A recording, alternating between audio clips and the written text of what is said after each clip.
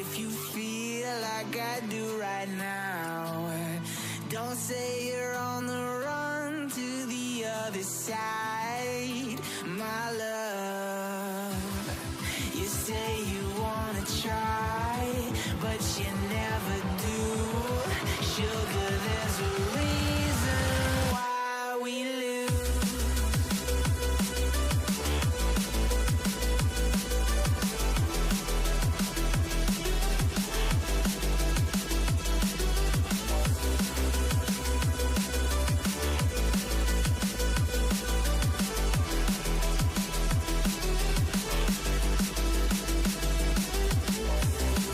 You say you wanna try, but you never do.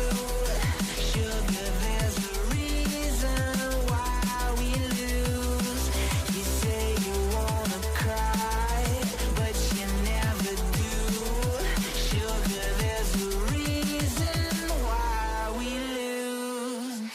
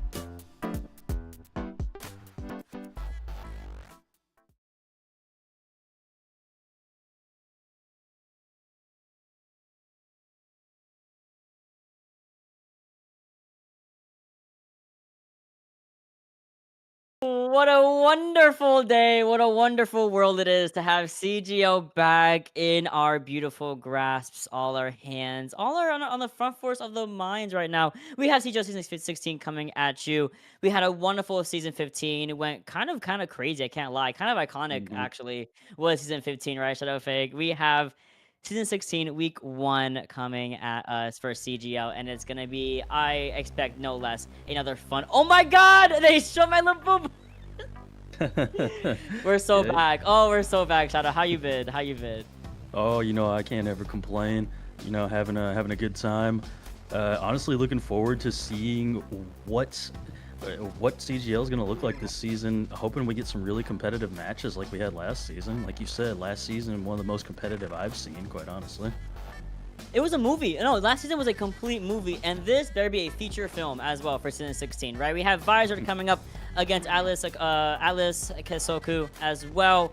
Alice Kessoku. Whoa, Alice Kessoku. A team I Hmm. do know very well. They played in Calling All Heroes a couple of times, and they are very, very, very good players. I will say, absolutely running the fields. And of course, Visored coming in. This is actually their first tournament competing together for season 16. So I'm very excited to see a debut team versus a very well-established team. Yeah, I mean, with that being said, you gotta think Atlas Kosoku probably gonna be favored in this matchup. Maybe they have more experience together. Maybe Visored does. I can't say that I'm entirely certain, but I know we haven't seen Visored in the CGL tournament environment yet. So I'm gonna be really curious to see how they play really. Map one I think is going to tell us a lot, as it tends to in series like this, especially with it being the beginning of the season. You know, you really want to set a good tone to start with, and no better place than map one, honestly. Yeah, for sure. You want to kind of set your graces in that map one. Of course, we have our map pool. We have our predetermined kind of week one map pool, and then you have Hmm. the grace of kind of pick and choosing a subsequent map from any of the categories. So we're not quite locked to, round two is going to be high rate, round three is going to be push. You can at least choose where you want to go, but we're always going to start Yep. off on control first. And for week one, looks like we should be going to Ilios to start things off on for our strong. I'm excited here. Oh my god, I've Yeah. been Yeah. waiting, Yeah. waiting for season 16 to come back. I am so excited, man. No, absolutely. And I mean, with map one being Elios, I think it's a really good skill check, because Elios is a map where you have to have that strong coordination, especially here in the Masters tier. You're at that point where people are starting to hit those really, really high mechanical ceilings, and so the big differentiating factor is going to be how well you're able to play angles, where you take space at, all those team things that really make Overwatch such a fun game to play. That's going to be very, very important here in this match. Absolutely. And I love Ilios personally because the three submaps you do have give way to three different compositions that can be played. I feel Mm. like with the meta kind of shifting a bit here, it has kind of fallen out a little bit. You're seeing dive get played on ruins a lot more when typically that's been more reserved for like your Orisa, your Mhm. Ramattra brawls. Ramatra's dead in the water, unfortunately. Ramatra's just not played anymore, as far as I'm aware. So, with that being said, they're playing more Hazard, they're playing more Winston, they're playing Yeah. Diva. Diva is back. Diva is Yeah. back being a menace. I'm sure as a tank player, like she is back in the good graces of the pro place of the competitive scene. So she could definitely be seen on not just one, not two, but all three sub maps, and for good Yep. reason. Dive is just kind of back. Tracer, Sombra, Yep. Cass is great as a shutdown, but ban Cass, call it a day, play Dive. you know? Yeah, no, absolutely. And I mean, I'm partial to the Winston myself, but I understand why you would play the Diva. The survivability on Diva is just absurd. Defense Matrix is just able to do so much. Bubble can do a lot too when you're Winston, but the Defense Matrix is just pure. It can just deny entire ultimates so easily. And so, like, I definitely see the appeal with the diva-based compositions, and especially if you're running that Tracer Sombra with your DPS line, you don't really have to DM that much because they're all over the place too. So it's like it's very chaotic. Yeah, absolutely. But what's chaotic is that we have no one in our lobbies yet. Yeah, our teams are trolling. They're trolling my match right now. We gotta wait for our teams to get themselves ready. We're gonna go to a very quick break while we get our lobby set up with Visored and Atlas Kessoku. In the meantime, don't go anywhere. Be right back with that lobby, hopefully.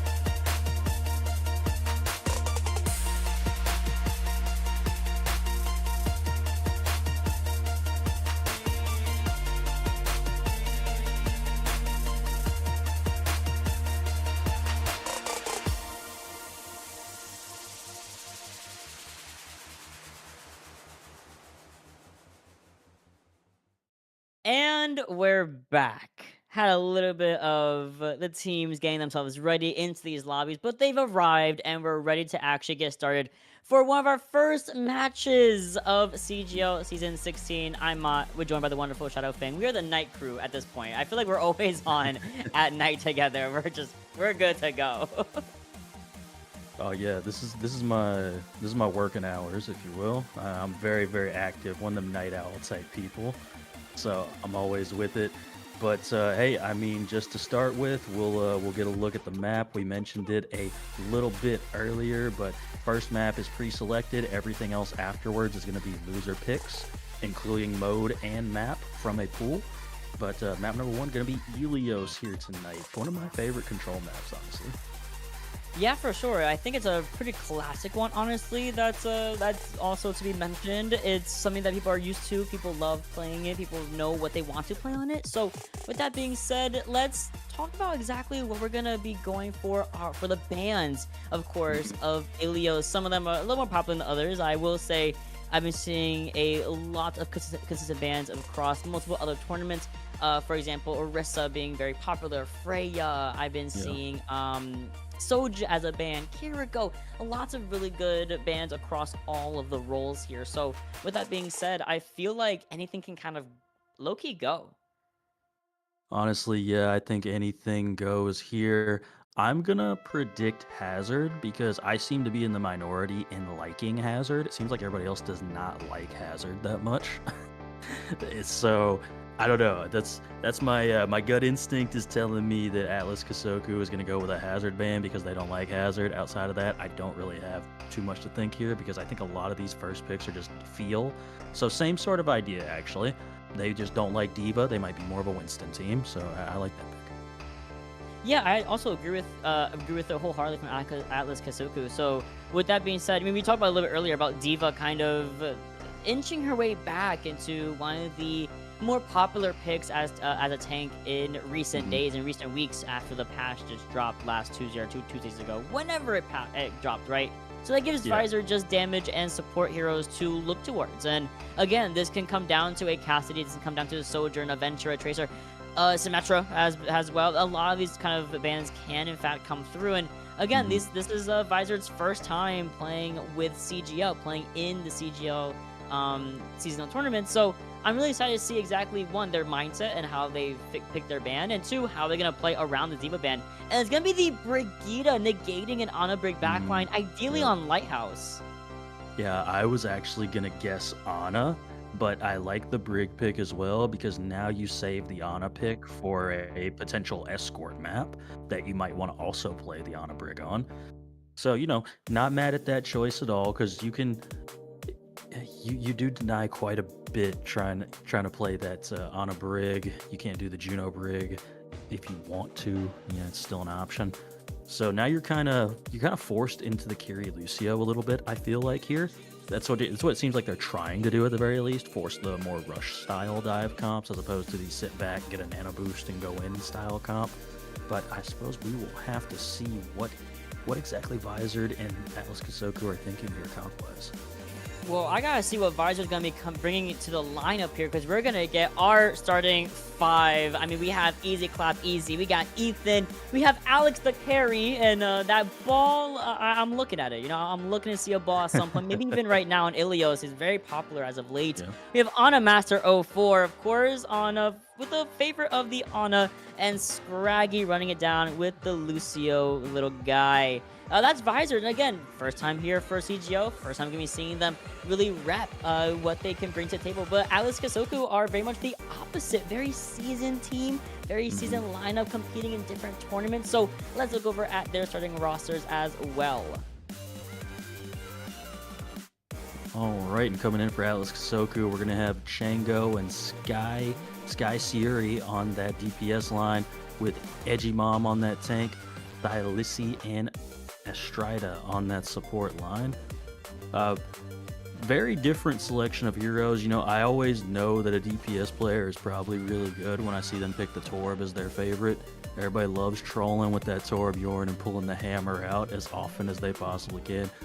I doubt we'll get to see that today, but I mean, anything's possible. Absolutely. I'm very excited to see all these guys. I mean, I've seen all of them. Edgymom, she is just absolutely crazy on this tank, Mhm. and I cannot wait to see what everyone else around her play as well. Chango, I mean, this Torbjorn better come to play. I've seen it before. We better see it again. I am excited for his backline. I'm excited for the DPS line. Let's get into Ilios. I am ready to see this kind of just this what's it called? This difference between first time competing, at least in the tournament, and then a team Yeah. that has competed and so many others, has been on stream, has been, you know, really just putting in the works, you know? So with that being said, let's get into it, into this Ilios map. Again, I am kind of expecting the Orisa here, especially if we go into like the ruins, if we go into, I would say ruins and like well, she can do pretty well on Orisa, but if we get like Lighthouse first, and without Brig, you're kind of, again, like you mentioned, you're forced into this kind of Kiriko Lucio backline. You know, you're forced to play that extremely, I would say, slippery kind of composition in the back line. Can you pin them down? No, but you don't get that like burst damage. You don't get like that anti dive with the Winston, and we're on Lighthouse here, Shadow Fame. Right. So my Ana Brig dreams are slowly being crushed. For this map, at the very least, that is going to be the case. Maybe we'll see it on a different map later on in this series. We can always hope. But starting off here tonight, looks like Visored is opting for this Hazard comp with a Sojourn and an Echo. That can change, but I wouldn't be surprised to see Sojourn Tracer. Maybe they do stick to the Echo because Echo can just kind of farm Hazard with the sticky bombs and the focusing beam. I think that would be very helpful for trying to deal with that. And then on the other side, we're seeing a Genji and Django probably going to swap off of that Symmetra out of spawn. Yeah, ideally they should be going towards that Tracer, which they absolutely would be locking in. Whereas Easy Clap's actually going to be going to Echo, a character, you know, again, you don't really see that often. High ground already going to be controlled by Visored here on that pose, on their main high ground. And Alice Kessoku are already going in for the dive on the opposition. Here comes Edgymom. She is in there trying to hold a block, trying to get these spikes out and get that extra damage output. But we lose Astridia and we lose Edgymom extremely fast. The deflect kill does find Ana Master in the kind of back pocket of everything. But with that being said, I mean, that's 3-4 people down. Oh, well, not even 4 on the side of Alex Kessoku. But there it is. There goes Silsey also going down for the count. Visored popping off, especially with Easy Claps, you know, keeping himself on this Echo and really just kind of, I think, taking Alice by surprise. Yeah, I mean, that focusing beam and sticky bombs like I was talking about, Edgymom goes down incredibly quickly to that. That is what Echo's really good at, though, just kind of farming down that tank damage really quick. And then you got the Sojourn coming in with that poke damage as well, and here we are, they're doing it again. They're going for the dive. Focusing beam doesn't really find his target this time, unfortunately, but Easy Claps gets pushed off of the map, and at 24 HP, he is narrowly staying alive here by just the noticing of Ana Master 04. But Ethan finds not one, but 2 imperative picks onto Sky, onto Sil as well. We lose on Alex the carry, but when you have the whole team in the backpack, I mean, you can kind of let Alex take a little bit of a break there. No, absolutely. And it's like you can kind of see now what Visored's comp is trying to do. Atlas Kessoku kind of has to get in your face to really get the value out of their composition, whereas Visored is just playing at the skybox of the map with everybody except Alex the carry and just playing so far away from you that you really cannot, like, how are you going to deal with this Echo right now? This Echo is so far removed from everybody that the only person you have that can shoot at them is Tracer. Yeah, and Tracer's like has other things to do. Like Chango has different people to really look towards, and there goes Sky. But at the very least, you see Alex Kessoku are gonna be able to flip the objective right now. But with Edgymom now finding that reversal pick onto Ethan, blocking off the opposition on that other left side, and now going for the dive onto Scraggy. It's a very nasty trade-off between these backliners, but we're going to be committing the downpour here onto her mirror match. But now you have another one up against you. It's going to be the duplicate from Easy Clap Easy that will be taking down Edgymom. Chango, they're going to go for a quick reset, I'm going to say, and there goes the side of the rest of the team of Alex Kessoku. But now with that, at least stealing a little bit of about say 30% from that fight. I'll say that's the best thing that Atlas Kessoku is doing so far. They're doing a great job of just forcing that point, forcing people to be on the point because they realize that their comp is better up close and personal, whereas Visored's comp is going to be better way off at a distance. And look at all these ultimates we have online right now. There is so much available here for the side of Visored. Oh, do you see how fast Edgymom gets singled out and then targeted by Visored? It's actually incredible. But Downpour gets shut down by Silsey, who is able to find the illusion onto Alex the carry. That's actually massive for her and for the rest of the team of Alex Kessoku. Now Visored are going to be having to overly rely on this overclock from Ethan, who is going to be jumping off from the high ground. Scraggy finds the last minute illusion onto Sky Sari and just narrowly avoids the A-Dive from Astridia. In fact, she finds not one but two with the boop actually onto Scraggy and Ethan. What a last-minute clutch of the sound barrier there. Oh, wow. What a great play there by Astridia. Just managing to get that sound barrier off, like you said, 5 HP in a dream. And I believe Edgymom might have blocked some damage with that wall coming in at the last moment, too. And that is just crazy. Silassi getting the kill onto easy claps. Who needs a hit scan when you have a Kiriko? My goodness. Yeah, projectile, hit scan, just track where they're going and it's fine, right? That actually forces Scraggy to utilize the sound barrier, and we're going to be going for a double dip of the Kitsune Rush and the sound barrier coming in for Visored, giving Ethan not just all this room to rock with this rail shot, finding 1 and 2 heads, but in fact, we're going to get a very quick flip here for Visored after what looked like to be a bit of a messier fight earlier. It's just Edgymom who herself can't really even touch the objective, and that's going to be the 100% given to Visored, but it was a pretty close fight because Atlas kept forcing the point. Like I said, Atlas's comp, I think, was way better at just having that point presence than the side of Visored's comp was, just simply due to the fact that you were playing a bunch of characters on Visored that didn't really want to be standing on point where you could just be fired upon. And, I mean, honestly, like you said, great job by Atlas Kessoku of mainly forcing that point more often. I think it's going to be harder for them to do that on well because there's a lot more open air for the side of Visored to just kind of fly around, especially easy clap on this Echo. Just so much free space for them to just exist up in the skybox on this map as well. It's going to require your Kiriko to probably hit some of those kunais again. I know Silsey is very much happy to do so, especially with Easy Clap continuing to stick onto this Echo. Now, I will say, Alex Kessoku will opt to kind of take over Cage and now kind of rotating around the opposition's high ground, but going for a little bit of a later rotation here as Visored are now setting up to do pretty much the same thing. And look at these back lines. They've had to force out relatively early from the side of Sky, and just like that, Django is going to be going down for the count. So without the Tracer there to kind of mitigate this flank damage, on paper it should be better for Visored, but actually they lose out on the entire team. Really just losing out, just only Easy Clap getting his one before inevitably will kind of go towards the skyline, the sunset, and go for a reset. No, absolutely. And I mean, eventually does die. Like I said, that is a long way away to go right there. But the big thing that I definitely noticed right there was it felt like Visored got very, very split in the middle of that fight. Couldn't really figure out what it is that they wanted to do, and Atlas Kessoku had a great idea of exactly who they were wanting to target. You saw consistently a bunch of people hitting the same target, and here's that Wrecking Ball that you were wanting to see so bad, actually.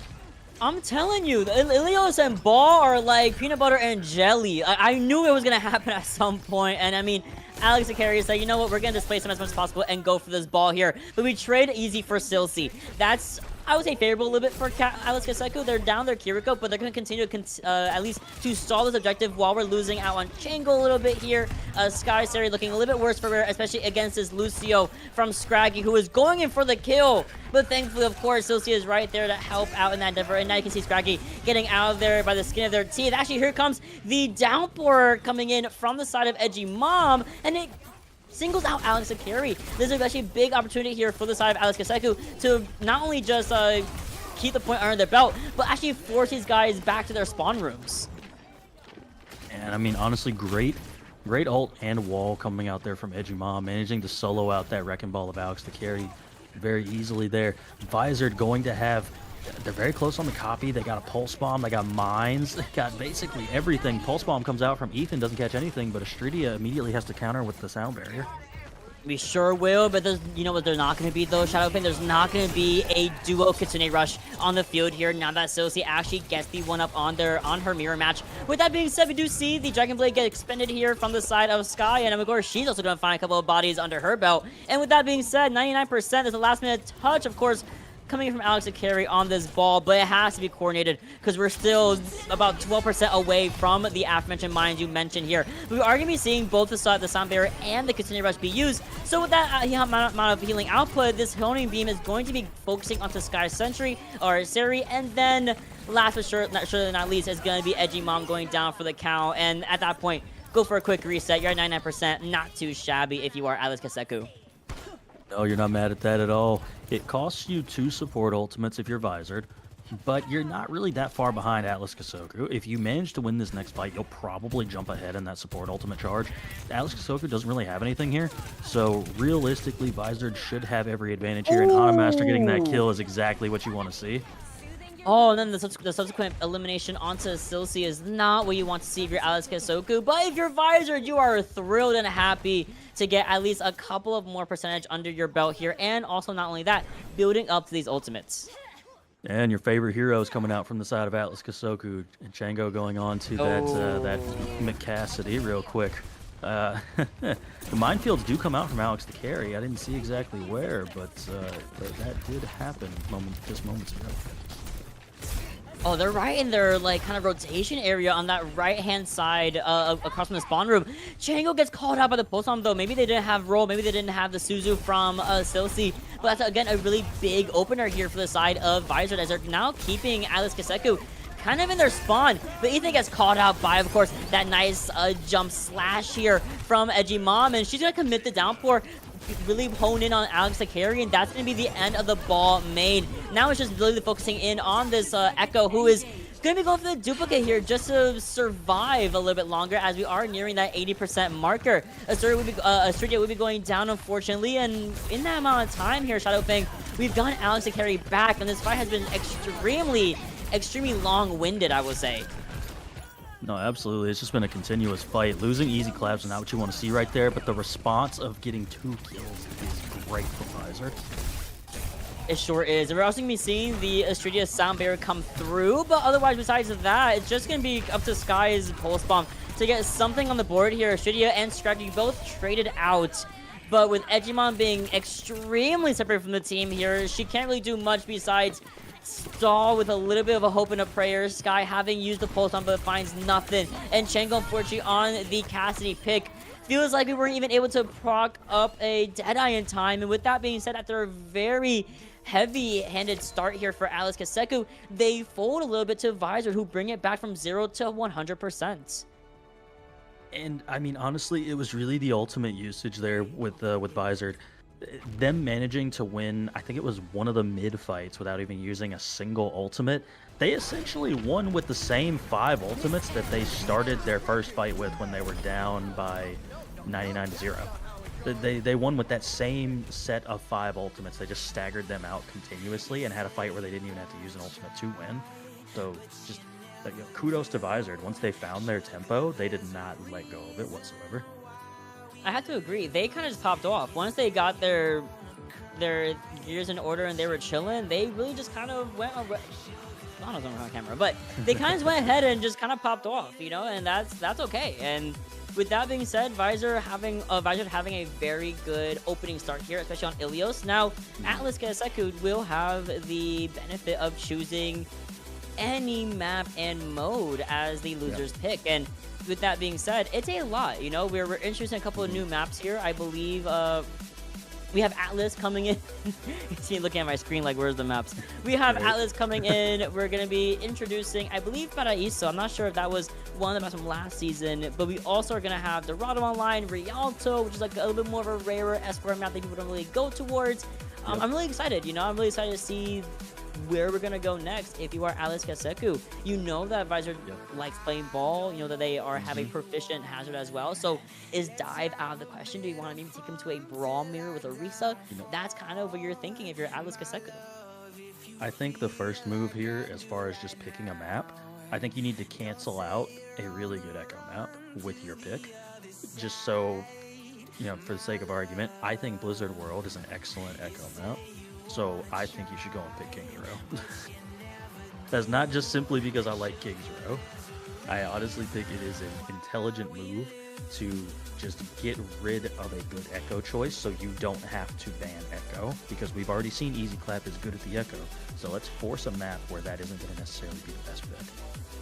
Yeah, I have to agree with you. Let's get Echo out of the equation, either through a ban or through inhibiting her.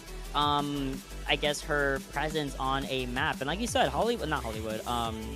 Blizzard World would likely be one of the best ones for her. I mean, I don't want to bump Echo on first, please. I don't know. It's trauma. It's trauma. It's just trauma Yeah. at that point, right? So, with that being said, I do agree with you. I would love for us to go to a King's Row, even a Flashpoint. Either Cervasa is really good. Atlas, I feel like would also be pretty solid if you want to run the Arisa at any point. But with that being said, what do you ban? We saw Chango. Yeah. They tried going to Cassie to counteract Easy Clap, but it just unfortunately, Ball is a character, and you only have one Hinder nade, and Hinder can only be used so many times in a fight. So it's like, what's the option? Do you continue playing double flex DPS backline or DPS lines? Do you dedicate someone else to the hit scan role? Do you want to go Sojourn and just kind of like be on Echo duty or Flyer duty? It's a lot of questions that Atlas need to kind of think about and answer for themselves. And I think you can avoid that question and be a procrastinator like myself by going to King's Row. You could just completely be like, I'm not going to answer this question right now. I opt to do a brawl map instead. Because again, I think you can try and play Wrecking Ball on King's Row, but I feel like King's Row is just way too tight to try and play Wrecking Ball with. You can do it, but it's just a little too tight of a fit for me. Personally. I love Ryzen.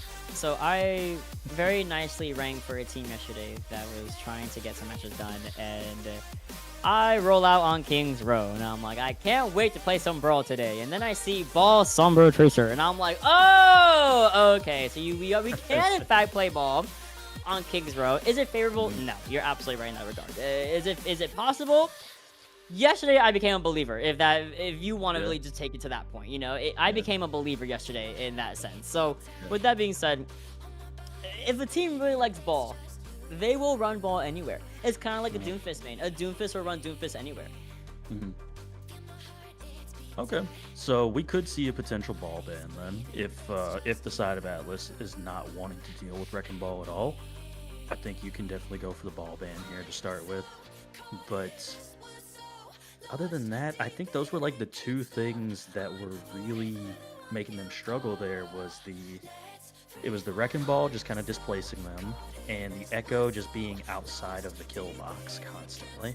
Oh, they were trying to create these little kill boxes with their characters they were playing, Tracer Genji. It's like who's killing this Echo? It's a very difficult question to answer, because especially at this level, you're gonna have an Echo that's all the way at the top of the skybox and can just land every single shot from up there consistently. This is what I was kind of worried about, where we were going to go for the sub maps of Ilios. Because if you're lucky, you'll get a 2-0, but at least one of them is on Ruins, where Echo, to an extent, can't really do what she can do as well as she can on Well and Lighthouse. Because Well and Lighthouse give her so much illegal cover area. The entire Lighthouse itself is just kind of her home box. Same thing with the Well. You have these two insanely tall buildings on either side of the objective, and then you have your other little areas to rotate around. So with that being said, we have our map, we have our bands coming up, we have everything situated and ready for you guys. Let's go to Colosseo. You know what? I don't hate it. I think I like it, actually. Yeah, it's the same kind of idea where let's go to a map where we can kind of force you into a tunnel, in a sense. we can force you to be right in this area, and then we can kill you consistently. So I think that's the idea that Atlas is trying to go for here. Try and force those more Brawly style comps. Force, even if they are going to play these dive heroes, force them into easier areas to kill them in if they're going to play the dive. Like, you kind of have to run into an Orisa per se, if that's what we're going to see here. Absolutely. And yeah, I'm actually really excited here. So with Colosseo, now we got to talk about the bans. Okay, we about a little echo band, a little ball band. I think both would be really good here from Alice Kessoku if they want to commit to that as their bands. But also Mhm. we can throw in some a little left field. Maybe want to go for like the no, I want to go ball a ball band. I keep trying to like fluff up a little bit, but the more I think about it, and all my past experiences in Yeah. tournaments and going on Coliseum against a very well-rounded team, which as you can see, Visored might very much clearly be. Yeah, Mhm. I don't want to play ball and push ever. Runasapi, no. Esperance, no. I don't want to play ball on Coliseo. New Queen Street, don't know her. Don't want to play ball there. So Yeah. with that being said, 10 seconds left. I do want to see the Wrecking Ball ban, but we could inhibit a little bit. We can go for like the Echo. We can go for what are we gonna go for? Tracer. I was actually gonna say Tracer. Tracer. Ooh, explain. I swear to you, I was gonna say Tracer, because that's another pick where it's like, okay, we think that because of the way this map is set up, we can funnel the other two characters, the ball and the echo, into a corner somewhere. You can't funnel Tracer into a corner somewhere. You kind of just have to outdo the Tracer at what the Tracer is doing. So if you take that out of the equation, you're making it significantly easier to deal with what the side of Visored is going to do. And with that being said, I think Visored is going to go. Oh, let me think here. This is a tough one, actually. I think they're actually going to go Orisa. That's my guess at what they're going to ban. I would. I mean, if you go for the Arista ban, you kind of force.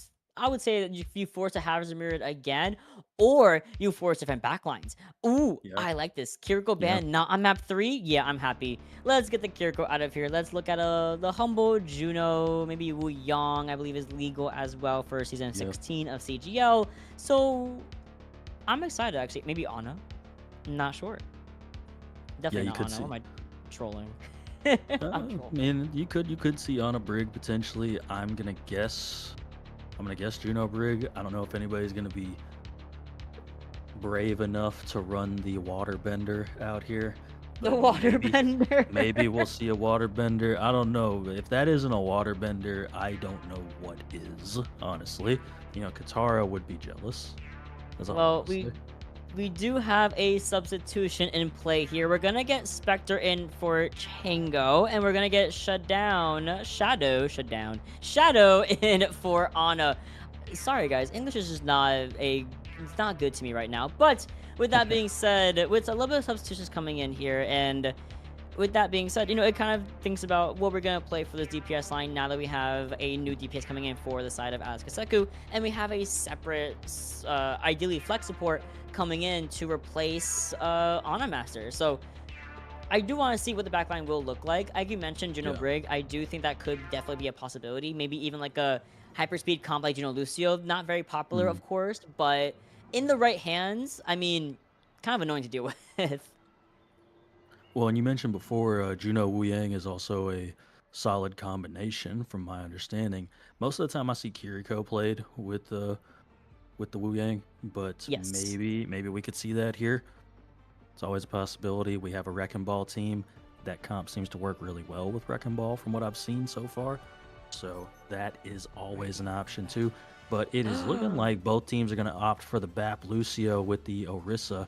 And we're looking at just straight up mirror matches here, which, everybody says mirror matches are boring. To me, that's the most fun part of the game because it really shows you, hey, I outplayed you, and this is exactly how I did it.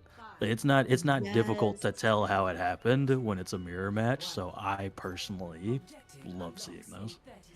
I agree with you wholeheartedly. How could I forget my Haitian Caribbean king Baptiste? We on the same island, and I forgot about my goat.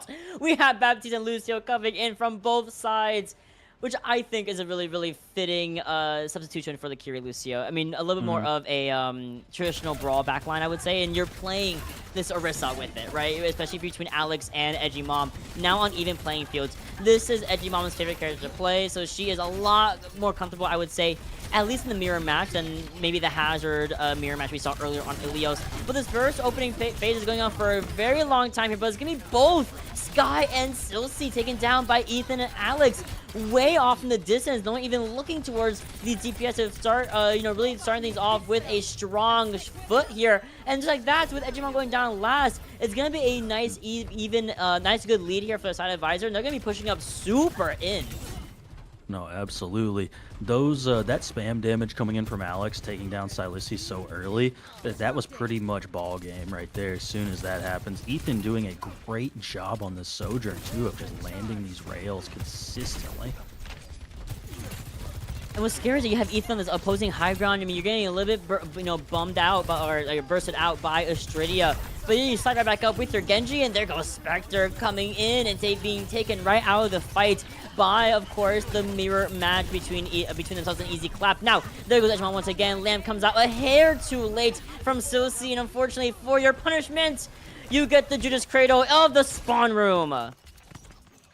And there you have it. Once again, I mean, I was just singing the praises of Ethan, and you saw it there again. Just landing every rail shot, getting people within one-shot territory, and then Alex and Easy Clap finish them off. And here we are, Visored having every ultimate online. The Amp Matrix comes out early.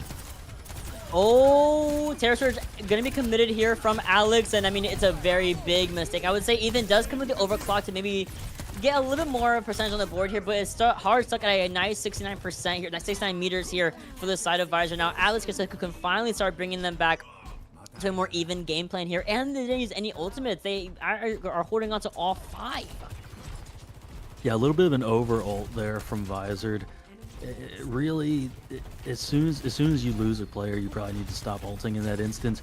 You do manage to get the checkpoint though, so probably well worth it. Honestly, Alex Kessoku just needs to make sure to not over ult this fight.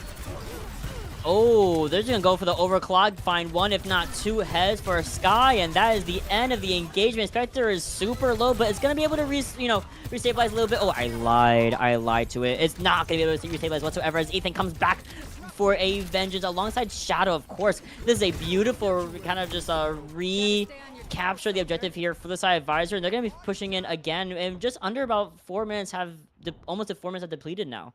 I mean, that was a quick little 4-piece there from Ethan. Already 70% on that overclock, and they just used it last fight. That shows you how much they are just popping off on this character right now. Only 1 ult used from Alex Kessoku, though, so they still have everything but their overclock available to them. They just need to make sure they use their ults well here, and they should be able to get some power going.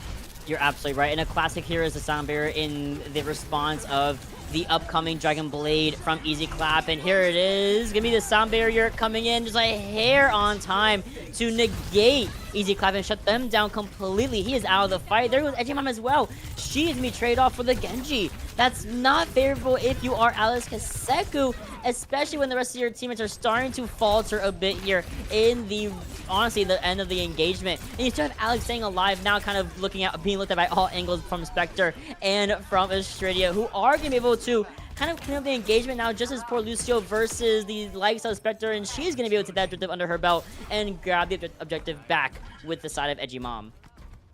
Scraggy does get that trade onto Astridia though, so you're going to have to back up a little bit if you're Alex Kessoku. You want to make sure you got your full team with you. Spectre having this blade online, it has to be a huge blade. But again, you're dealing with an Amp Matrix, a Terra Surge, and an Overclock, but taking down Easy Clap is going to make it a little bit easier for you if you're Alex Kessoku.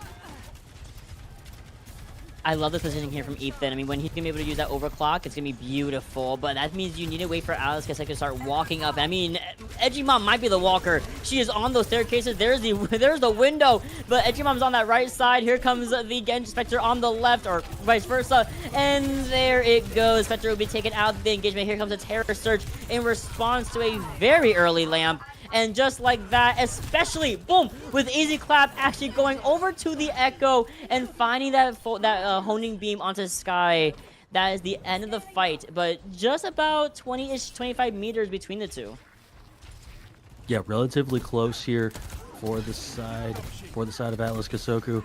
They are going to need to win a couple of fights in a row. Ideally, you deny this forward spawn again here from this bridge spot, so that way you're able to get a little bit more push here. You want to see Ethan with this overclock is going to be one to watch out for. I'm ready for the overclock, because Ethan has been holding on to it since that bridge with the window and was able to use it, but here comes the Dragon Blade instead from Spectre, not going over to the backline, slicing and dicing, and finds 2 assists with Sky right there to help facilitate these eliminations as well. Not even just eliminations, but the team fight. It was maybe all of 10 seconds of pure agony for Visor. Now they come back, and we're gonna get a very even fight here. This is exactly what you wanted to see if you're Atlas Kessoku. Astridia ideally needs to build up to this sound barrier as soon as possible. You just want it to match Scraggy more than anything. This is a good amp matrix. Give your Lucio some time to build up the sound barrier. Yo, I'm hearing like 3 ultimates go on. I heard the sound barrier, then the overclock, then the window, then the terror surge, and it's gonna be Atlas Kessoku who do opt to I would say almost overcommit all of their ultimates left just to regain these last 8 meters of progress and overtake Visored. Yeah, I mean, that's what you have to do, right? You know how important this fight is. You have to win this fight. Well, I guess you don't necessarily have to win this fight, but this is probably your best chance to take lead. And, I mean, somebody's got to be on the bot for that to happen, though. So, okay, we do get the lead here, and you are going to have sound barrier online. So this is still a winnable fight as long as Astridia gets this sound barrier before somebody goes down. Oh, and she sure will. Online now, and just in time for this overclock from Ethan, just finally gonna get procced right in the smaller room. First for them of the day will be the lamp, but everyone is completely just like evaporated. They've gone. They're no longer in the fight. They went to the statue area. They're likely gonna reset here in the middle area. Oh my god, we're going right to the next fight here. Oh, this Sombera, really aggressive Sombera right onto Ethan. Oh my gosh! Oh, what a response from Atlas Kessoku. Oh, that was the most beautiful kite in and go right back in I've ever seen from a team. Yeah, no, I definitely love the way that looked right there. That is just pure coordination and exactly what you want to see from a team with all this experience that we talked about earlier. You got to watch out though. Easy Clap gonna have this copy online. You have the Amp Matrix online and the Terra Surge available from Visored. Not anything yet for Atlas Kessoku, but they're very, very close to quite a few ultimates themselves. Oh, they sure are. I mean, they're close to Terra Surge. They got the window almost online to Mirror Shadow, who does already have, you know, their own. So with that being said, it comes down to who's just gonna win the bridge fight. And it looks like Atlas Kessoku are actually going to back up a little bit here, but the pressure is super on. You can see Easy Clap super hard focus onto Silsey, finds the elimination. Ethan does get Sky in the meantime, and we do see Edgymom commit the Terror Surge, and of course we're gonna mirror it if you're Alex the carry. But there's also the duplicate that has been used from Easy Clap, and we're nearing just under 2 minutes now. And I'm not sure if that's gonna bite them back later. I mean, we'll honestly have to see. Spectre, we've seen be crazy good with these blades, so that's going to be the thing to watch out for. Are we about to have another 10-second fight on our hands here with a blade from Spectre? You don't want to lose Silesia, though, so you want to be careful there. No, you don't. You gotta keep her alive, and we certainly do, because Spectre's gonna be killing everybody in this lobby. 1, 2 down. Very much a simple fact of the matter for her. And just like that, no need for the blade, no need to use anything actually besides the window. That's wonderful. And now we have just a minute left. Yeah, this is a tough spot to be in if you're Visored. You don't really have any ultimates to speak of, and you're going to have to deal with blade and overclock. Probably not at the same time at the very least. And I imagine they won't layer those on top of each other. But you are going to have to deal with blade and overclock, and both of these players have been doing insanely well with their ultimates so far. Oh, but Astridia gets called out on that kind of partition of the bridge.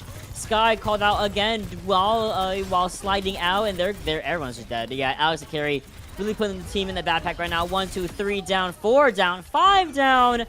Losing out on Easy Clap, but that's a favorable trade, especially when you're now nearing the last 20 seconds of Coliseo. Yeah, here we are coming down to the wire. Visored has to push it. You know, they don't have any choice in the matter here. So we're going to have this fight at mid. You got to win probably 2, maybe 3 more fights before you really get a chance at this if you're Visored. You have the ultimates here, so you just got to make sure not to over-ult. That's what I'm saying, but here comes the overclock from Ethan first. Sky actually going to be holding onto her own for a little bit longer. Actually going to be seeing 2 ultimates get procced here from Visored. I would say almost in the neutral. So with that being said, we do lose out on Astridia, but the overclock does get you a little bit late by Sky, and now you just can't negate the damage output from not only just Easy Clap, but also Shadow Killer. At this point, I mean, you have to back up here, especially as Spectre being forced out back to the spawn room, still holding on to its Dragon Blade. This is going to be coming down to the checkpoint, and now we're going to go up to the bridge, where the last fight will definitely stand.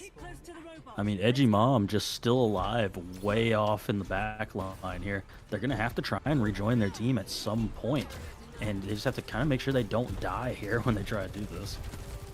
You're absolutely right. She cannot die now, especially now as we do have the Terror Surge advantage over Alex to carry. Easy Clap will have the opportunity to duplicate into an Orisa and get, his own Terror Surge. But there goes Ethan. Sunbear on both sides here. Dragon Blade will get prodded by Spectre. Do they find one? They absolutely do. Can she find another one? We absolutely do. And everyone's off the objective. And the dupe was on the Baptiste, but the lamp was not going to do nothing as we get a 1-to-1 scoreboard here for Alex Kessoku versus Visored. A lot closer than I thought it was going to be. For a large majority of that map, it seems like Atlas Kessoku was going to run away with it.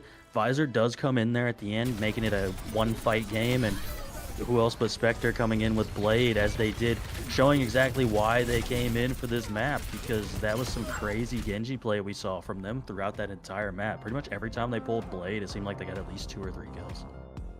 Oh, absolutely. Every time Spencer was in the field, I was looking at her like, we good? We got you Soundbear is out. You good? Oh yeah, she's good. She got like 2 or 3 kills. Secure the win for Alex Kessoku. Yeah. Now, with that being said, we are in this scenario where now Visored will have to look at the remaining maps and modes, of course, given, because unfortunately we can't repeat the god tier modes of push and control. Of course, we gotta go towards a hybrid or a flashpoint or an escort. But before all that, we're gonna go to a very quick break, give our players a very much well-deserved rest, give them 5 minutes to get their bands and their picks in order, and we'll be coming back here with the next map online. 1-to-1 so far is a very heated one. I can tell it's gonna be a good one, so come back in just a couple of minutes after this break.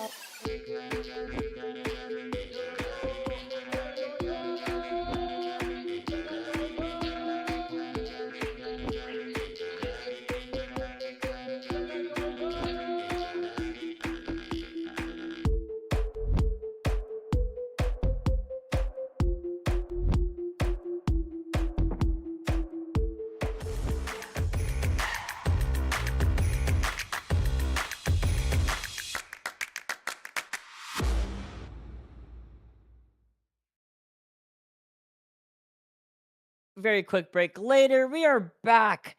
We are 1-1 so far and in our series, and it has just been an absolute treat. A fantastic 2-0 first on Ilios, going into a reversal tight knit match on Mhm. Colosseo. We have Visored, we have Alice Kessoku, and we're going into our next map of choice. We're still Maneva and of course Shadow Fang, watching the action unfurl for us today. I mean, I've been very excited, and man, what I say, we took in the brawl. Atlas won. Where we gonna go Yeah. next? Maybe a dive map. Let's get into it.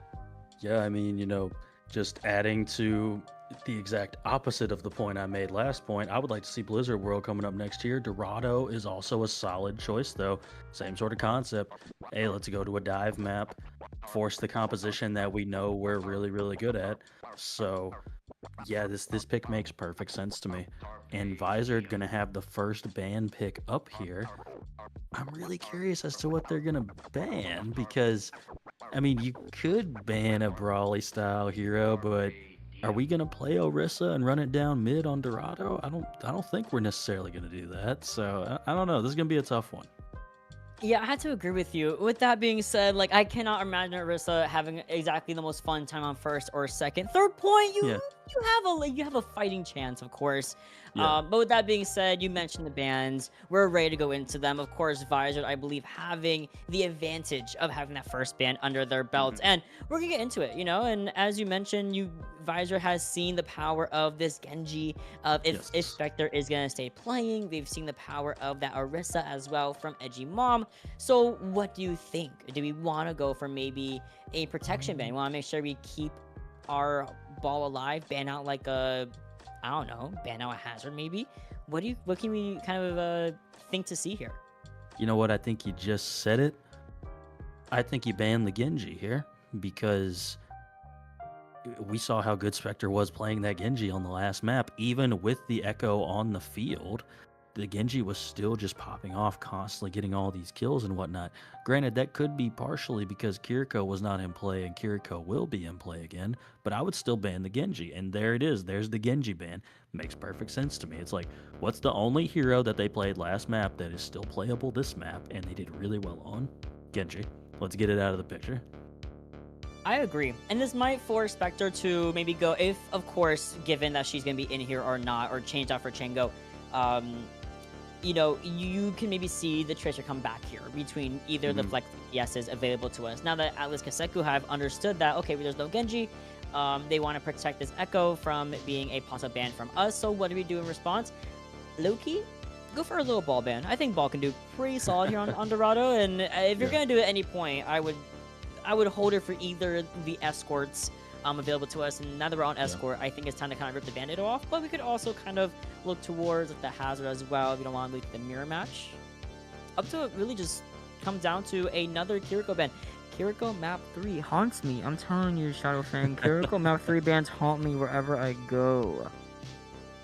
Yeah, yeah, it just seems like nobody feels like dealing with Kiriko right now. They're like, no, get the Suzu out of my lobbies. Get it out of here. I don't want to deal with it. Give me Ana. Give me Ana Brig. You gotta land a sleep dart on me. You don't just get to throw a bell at the ground to avoid dying to me. I guess that's the sort of the idea here. Otherwise though, like you were saying, I think Ball would have been a solid ban too, just to get it out of the way. No, because I really do think, even if you limit the backline to an Ana and Brig, right, which you can see both of the Flexi supports on, on the field here, love Ana between Silsi and Shadow Killa. However, Chenko would be coming back. They're here to play again, twice actually.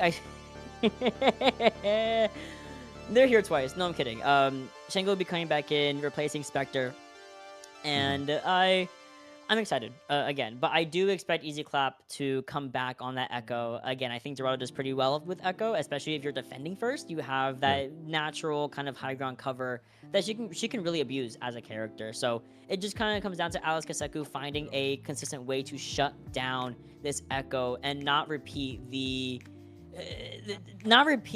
horrors of Oasis. Oh, not Oasis, excuse me, Ilios. No, absolutely agreed. I mean, Diva's available too. The focusing beam is tough on Diva, but you can eat the sticky bombs. So, maybe we see the Diva pick come out here. Maybe we see the Winston pick come out here. I'm really partial to Winston on Dorado. I really like the way Winston plays on Dorado overall. And, again, Honor Brick being available means you're going to have that Nano Boost online. Nano Boosted Winston is always a solid combo to go with. But, I mean, outside of that, you could still opt for the Wrecking Ball and go for some comp around Wrecking Ball as well, if that's what you really want to do as Visored. Oh, I hear Ana. That's her punching. I'm sorry. That's how good the sound design is in this game. You can just tell what character is what just by the way they punch. It's actually kind of crazy. But with that being said, I do see a... Whoa, actually, Spectre coming in, actually. Wait, my bad. I misunderstood the situation. It's Skyser who's actually going to be taking a little bit of a break. We have Spectre coming in on that Sojourn. We have Chango on Echo now, mirroring Easy Clap. I love this ego battle. I love when people are like, I'm just going to do it myself. Yeah. And see what happens. And I mean, just to add to the Nano Boost thing, I think a Nano Boosted Echo is also really solid, whether you're using the ultimate or just in the neutral with the Echo. That focus and beam with a Nano Boost on it is just like one of the most absurd things in this game. I'm ready. I mean, you had the Diva, you had the Hazard matchup here. I do like the Diva here a lot, especially over a ball any day of the week. No disrespect, of course. It's just I like Diva a little more because she can kill Chango in the air. And you can see Alex the carry really going in, understanding his role on this flying tank, and just kind of making sure that Chango will not have fun in the air. In fact, they're gonna go for Tracer. I mean, probably not the worst pick, honestly. We are seeing a pause come in from the side of Visored, though, so must be some connectivity issues going on right there or something.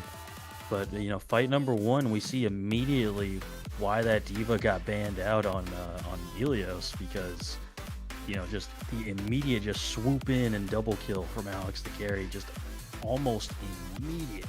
That was a crazy quick fight win for the side of Visored. And if you're Atlas Kessoku, you have a slower comp. Hazard is kind of like, it's kind of like if you put ankle weights on Diva, right? He just moves a lot slower than she does, generally speaking. He's got the nice little leap, but it don't quite go high enough to get up to the high ground. So, you got to do your little wall climb and get up there a little bit more. And whereas Diva is just instantaneously wherever you want Diva to be at. Yeah, big facts on that part.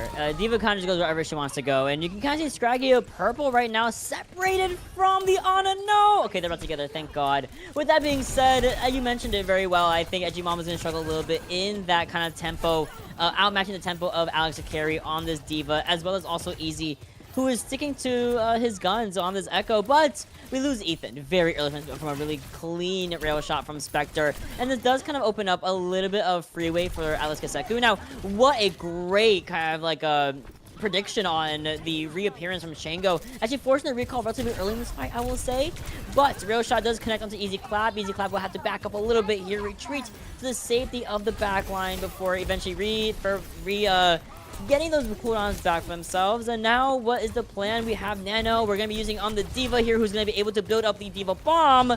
And now Alex Carey is just in there. Pulsar does go wide onto the street. Yeah, the back line is down one. Will it be the end of the fight, as we are going to be committing also the Diva Bomb from Alex Carey? Finds nothing but a quick remake. Mom taking down Ethan there is not what you want to see. Downpour comes down, doesn't catch anybody, but Shadow Killer immediately going down to those spikes with the Nano Boost. I'm about to say, the Nano coming in from Silsey was low-key clutch for Edgymon, because otherwise everyone was kind of turning around to deal with that Hazard, especially after having used the Downpour. But thankfully, by kind of focusing mostly onto Shadow Killer, that just allowed the fight to really shift in favor of Alex Kessoku very easily. Yeah, and I mean, I think we're seeing right now the differences in these two comps like we talked about. Any of the fights that go very, very quickly are probably going to go in Visored's favor. You want to make sure you go fast and don't give Atlas Kessoku the time to get value out of all of their abilities, right? Because Hazard does just kind of do more damage than Diva, right? That just kind of is the case. So you need to kind of get through that before Hazard has the time to do that much damage. Ooh, nice boop coming in from Scraggy there, forcing Edgemon to reset her dive again. But otherwise, you have Rally. So again, this staircase area from that Alex Kessoku are really trying to force onto Visored. It's just not gonna work. Rally gets expended here from the side of Scraggy, and this is gonna be a very clean shutdown of Alex Kessoku, just narrowly avoiding them from pushing this objective even further past the midway point of second point. Just immediately capitalizing on that stun and extra shield bash from Scraggy. Ethan gonna build up to this pulse bomb. Easy Clap's gonna have this copy. You got a Diva Bomb available from Alex the carry, and Shadow Killer should build up to this nano boost pretty quickly here. Alex Kessoku going to have their overclock pulse bomb, getting pretty close on the downpour and nano as well, and they've got the rally available. So this might just be a big fat ult dump of a fight. It definitely should be, and this is what I feel like we're gonna see. The messiness of these fights really go in favor of Alex Kessoku, kind of, especially as Spectre does find the opener onto Ethan. Wow, what a rail shot. But Nano's online. We do deplete the duplicate, unfortunately, from Easy Clap, so wasn't really able to build up a secondary ultimate on top of that. Now the downpour gets caught onto Shadow Killer, who is not going to be able to proc this Nano in time for anything. In fact, you're going to be seeing that Grimmer walking from the spawn room for a very long time here, as we do see the opposing Nano get built up from Silsey, and might even get committed here, as Edgemon is being looked at from both fronts. Now we do force out the bomb. Oh, that's great, but there goes Silsey, also not able to use her own nano, so it's a messy fight that's still kind of wrapping around, but Edgemon at just a sliver of HP. Wait, we capped that? Wait, we capped that, Shadow. Is that a C9, or did everybody just die? Like, I don't know which one of those things that is. But Alex the carry just going on this chase of all time after Edgemon. Edgemon was just narrowly getting away right there. And a lot of ultimates getting expended, quite frankly, that I didn't catch. They happened at some point there, but I'm not sure exactly when they happened. Stylistic going to have this nano boost, probably going to put it onto Edgemon here at some point soon.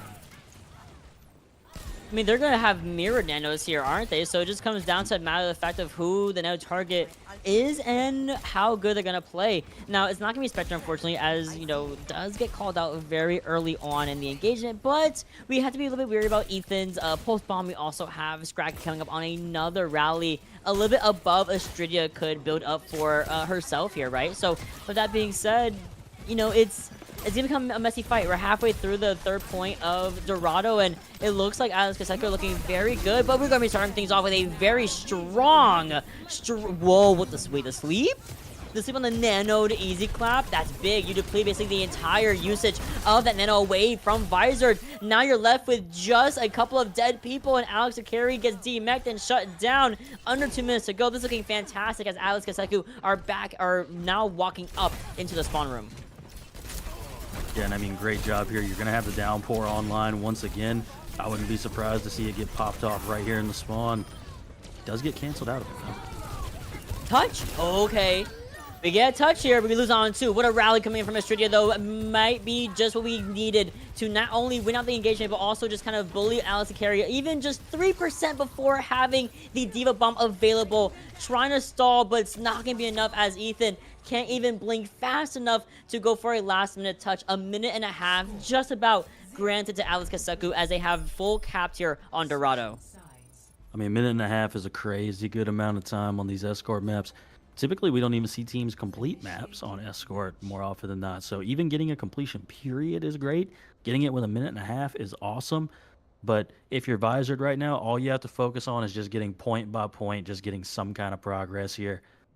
And I think these fights are just going on for so long that the survivability of the Hazard, having that almost constant uptime from the black, or from the block, having that constant uptime from that is just making it very difficult for Visored to really manage to get some of these kills.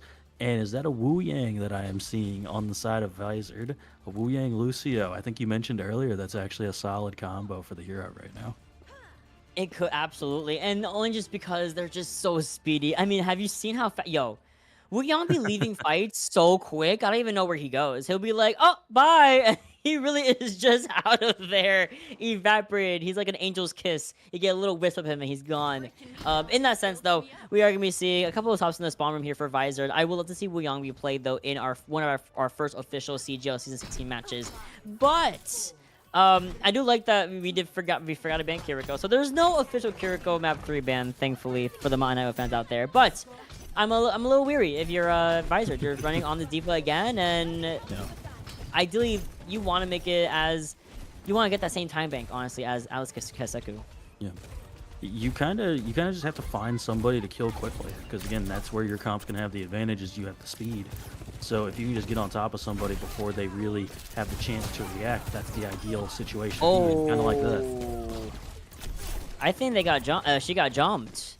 That was just that simple. Spectre got completely jumped out by Easy Claps, and I mean, the name fits. Very Easy Claps is going to be a very easy way for these guys to start walking in on this high ground. Now just kind of poking out Edgy Mom. There goes Silsey being dived in by Alex Carey, who might have gotten a little bit too active. I'm not going to lie. Might have gotten a little bit too in there. But with, of course, your Brigida and your Ana there to help suffice the fight and find Chango lacking a bit in that back line, it's going to be a nice, easy kind of rotation here for the side of Visored. And I mean, you're almost at the first checkpoint already. If you manage to get one more kill here, that should be confirming this first point for you. Ooh, good remake here for Alex Akari. That's fantastic. But you can see Edgymom is still putting up a fight in this last minute stall, especially as we have over 2.5 minutes left on this first point, by the way. But there goes Easy Claps. He trade off for Spectre, though. And Alex Carey is going to be focusing the attention over to Astridia as well, finding the pick under his belt, and now looking at the other half of the back line. The poor Ana does get hit by the splash effect of the anti-nade from Shadow Killa. And just like that, with a little bit of a fruitless stall from Shango, who's just not coming back after that rail shot from the side of of Easy Claps, that's the end of the engagement. Now we have 4.5 minutes here for second point.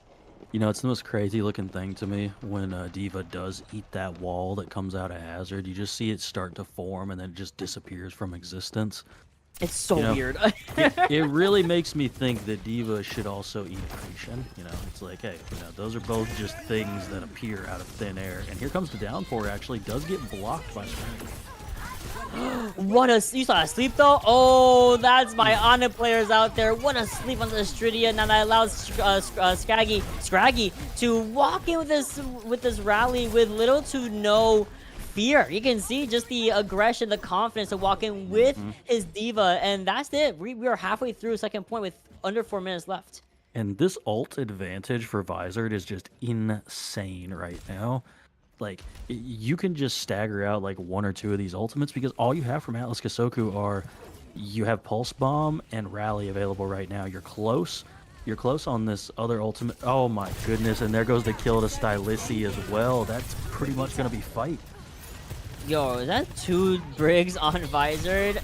Yeah, I'm good. I'm backing out. Overclock is online here for Spectre, but I'm not sure we're going to be able to use anything as everyone's getting pushed back into this extremely small room here. There goes Edgy Mom, having swapped over to Diva to mirror the mirror match against Alex to carry, but it's just not going to happen. Rally does get forced out by Astridia, and we're still going to get a beautiful touch here. The backline forced to go for the spawn room change, and that's it. I mean, it's 4.5 minutes here, Shadow Fang. It's kind of insane. Especially all you had to do is use copy right there, because the kill to Stylissi just came immediately. Now you've got an overclock, you got a pulse bomb for your Atlas Kessoku. It's going to have to be Spectre and Django doing something for you here before this gets out of control. It's getting a little out of control here. Honing Beam finds Spectre, retrade off for Easy Clap. There's an anti-nade committed onto Edgy Mom, who will be demeched here without the Diva Bomb for a reset. And I feel like, it's starting to really dwindle here. The minute and a half time we were praising earlier is looking dwindling a lot. Oh, what a sleep. Get out. Oh, immediately followed up with the pulse bomb stick though. Stylissi's like, I can only do so many things with a sleep, It's just like, I can't do much with that. That's just a stuck pulse bomb. Visored is going to have this nano boost online though, so they are going to be able to nano their Diva. Oh, but the overclock coming in from Spectre, though. Yeah, you said there is a Nano Diva, and I don't think Spectre wants to see that when you're trying to overclock and pop off. And there's a pop off onto Ethan. But the Diva boosters find Cicely again. There goes Scraggy finding one onto Edgy Mom with 3.5 minutes left. It's just Not even the Lucio can touch. Oh, what a boop from Scraggy. And you had Rally on top of that. You gotta take your losses when you gotta take your losses, right? You gotta hold that when you gotta hold that. Yeah. I mean, this honestly makes sense because I would say Visored's composition is an offensive composition, which it's weird to say because you have the defense matrix with Diva and all that, but it's significantly easier to say everybody go go go on this particular person on offense than it is to do the exact same thing on defense. It's a lot easier to try and like hold a position per se on defense, and that's not where the diva comp is going to be successful at, like trying to just hold, all right, we're just going to hold this corner, this is where we're at. No, it's more of like a, hey, we need to kill this person immediately, so let's get to where that person is immediately. That's a lot easier to wrap your mind around on offense than it is on defense. But here we are, Visored going to have a chance on defense to make this diva work once again. I mean, they've been making it work very, very proficiently, I will say. It's up to Edgy Mom's Hazard here to kind of recreate the magic we had seen from her on the first round when Alice Kessoku were attacking again. I think they can definitely do it. I think if it comes down to the problem again of Easy Clap just being a menace on this Echo, all kudos to him, of course, but you're a menace. You're a menace. Yeah, absolutely. And Spectre been doing a great job with these rail shots of just landing them pretty consistently. But again, you're asking a lot of your Sojourn to just consistently hit these rails on this Echo that is just all over the place right now. Oh, it was a fat purple. Oh, Shadow Killer popped off with that nade onto Edgy Mom. She just couldn't do anything about that. Just kind of had to secede, go back to the checkpoint, and then, you know, get killed out. But that being said, only under a minute left. What do we do? Honestly, somebody's just got to get a kill. Like, that's the easiest way. Somebody's just got to land some crazy headshot, catch somebody that's slightly out of position. But Ethan pressuring this card right now is not what you want to see. Alex the carry getting Silissi. You are just not in a good spot right now, Atlas. No, you're not. Your backline is struggling a little bit here. Shadow Killer, arguably, and Scraggy to an extent, have both really just been uncontested on this opposing high ground. We've gone a measly 31 meters, just about a third, maybe a quarter of the objective under our belts, and we have only 15 seconds left. Chango finally swaps over to mirror the Echo once again. We're going for a very long rotation here from Alice Kessoku. You can kind of see them walking around that mega pack and not going to the opposing high ground, where you're gonna see, you know, usually where Shadow and Craggy were both sleeping, walking on, but we lose on Sissy and Chango in the meantime. We're in overtime now, and at this point, it's just Astridia who doesn't even have the rally to self-sustain. So you're just a victim of Alex to carry, and now without any supports, next is Spectre, next is going to be this pulse on that goes wide, but we still find Edgy Mom anyway, and that's it. I mean, there you go. What a dominant hold from Visored. Like, I guess it just took them around. They're like, all right, we're feeling the diva now. It just took us a little minute to understand exactly how we need to play this, what angles we need to take and whatnot. And 31 meters, you know, man, this is not very far to have to push this card. I mean, you could see it didn't even make it past this first red building. Made it like halfway through it. This is going to be an insanely difficult hold from Atlas Kessoku. It is. I mean, 31 meters and 5 centimeters precisely, you know? Yeah. Ooh. Oh, going for something a little bit classic here for Alice Kessoku, especially pre-patch, right?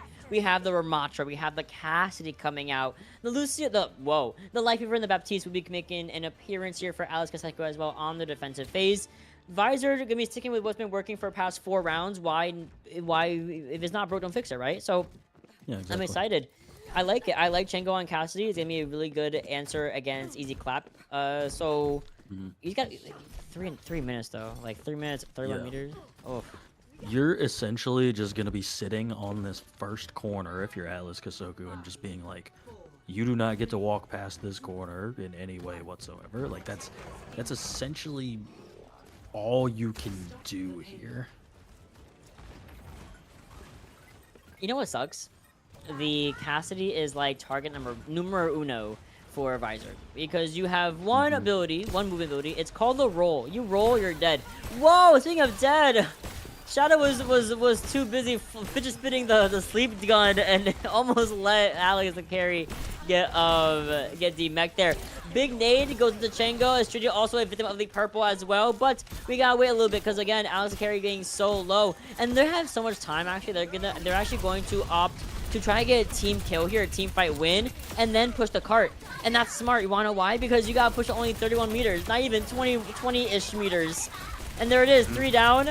There goes just a humble edgy mom trying her best to stay in this small little corridor in the Nemesis form. But that block was inadvertently nerfed with the fix, arguably, to the armor bug. Just that golden blocks of victory. It's just Chango who, again, has the role of all things. That's it. Yeah, and we're gonna see the roll into the sticky bombs to immediately die right there as we see Visored roll the card in to take a 2-1 lead here in this series. And I mean, it's kind of just been back and forth. What I would say is dominance from both sides, quite frankly, because outside of that last fight on Colosseo, Alice Kessoku was pretty dominant on Colosseo.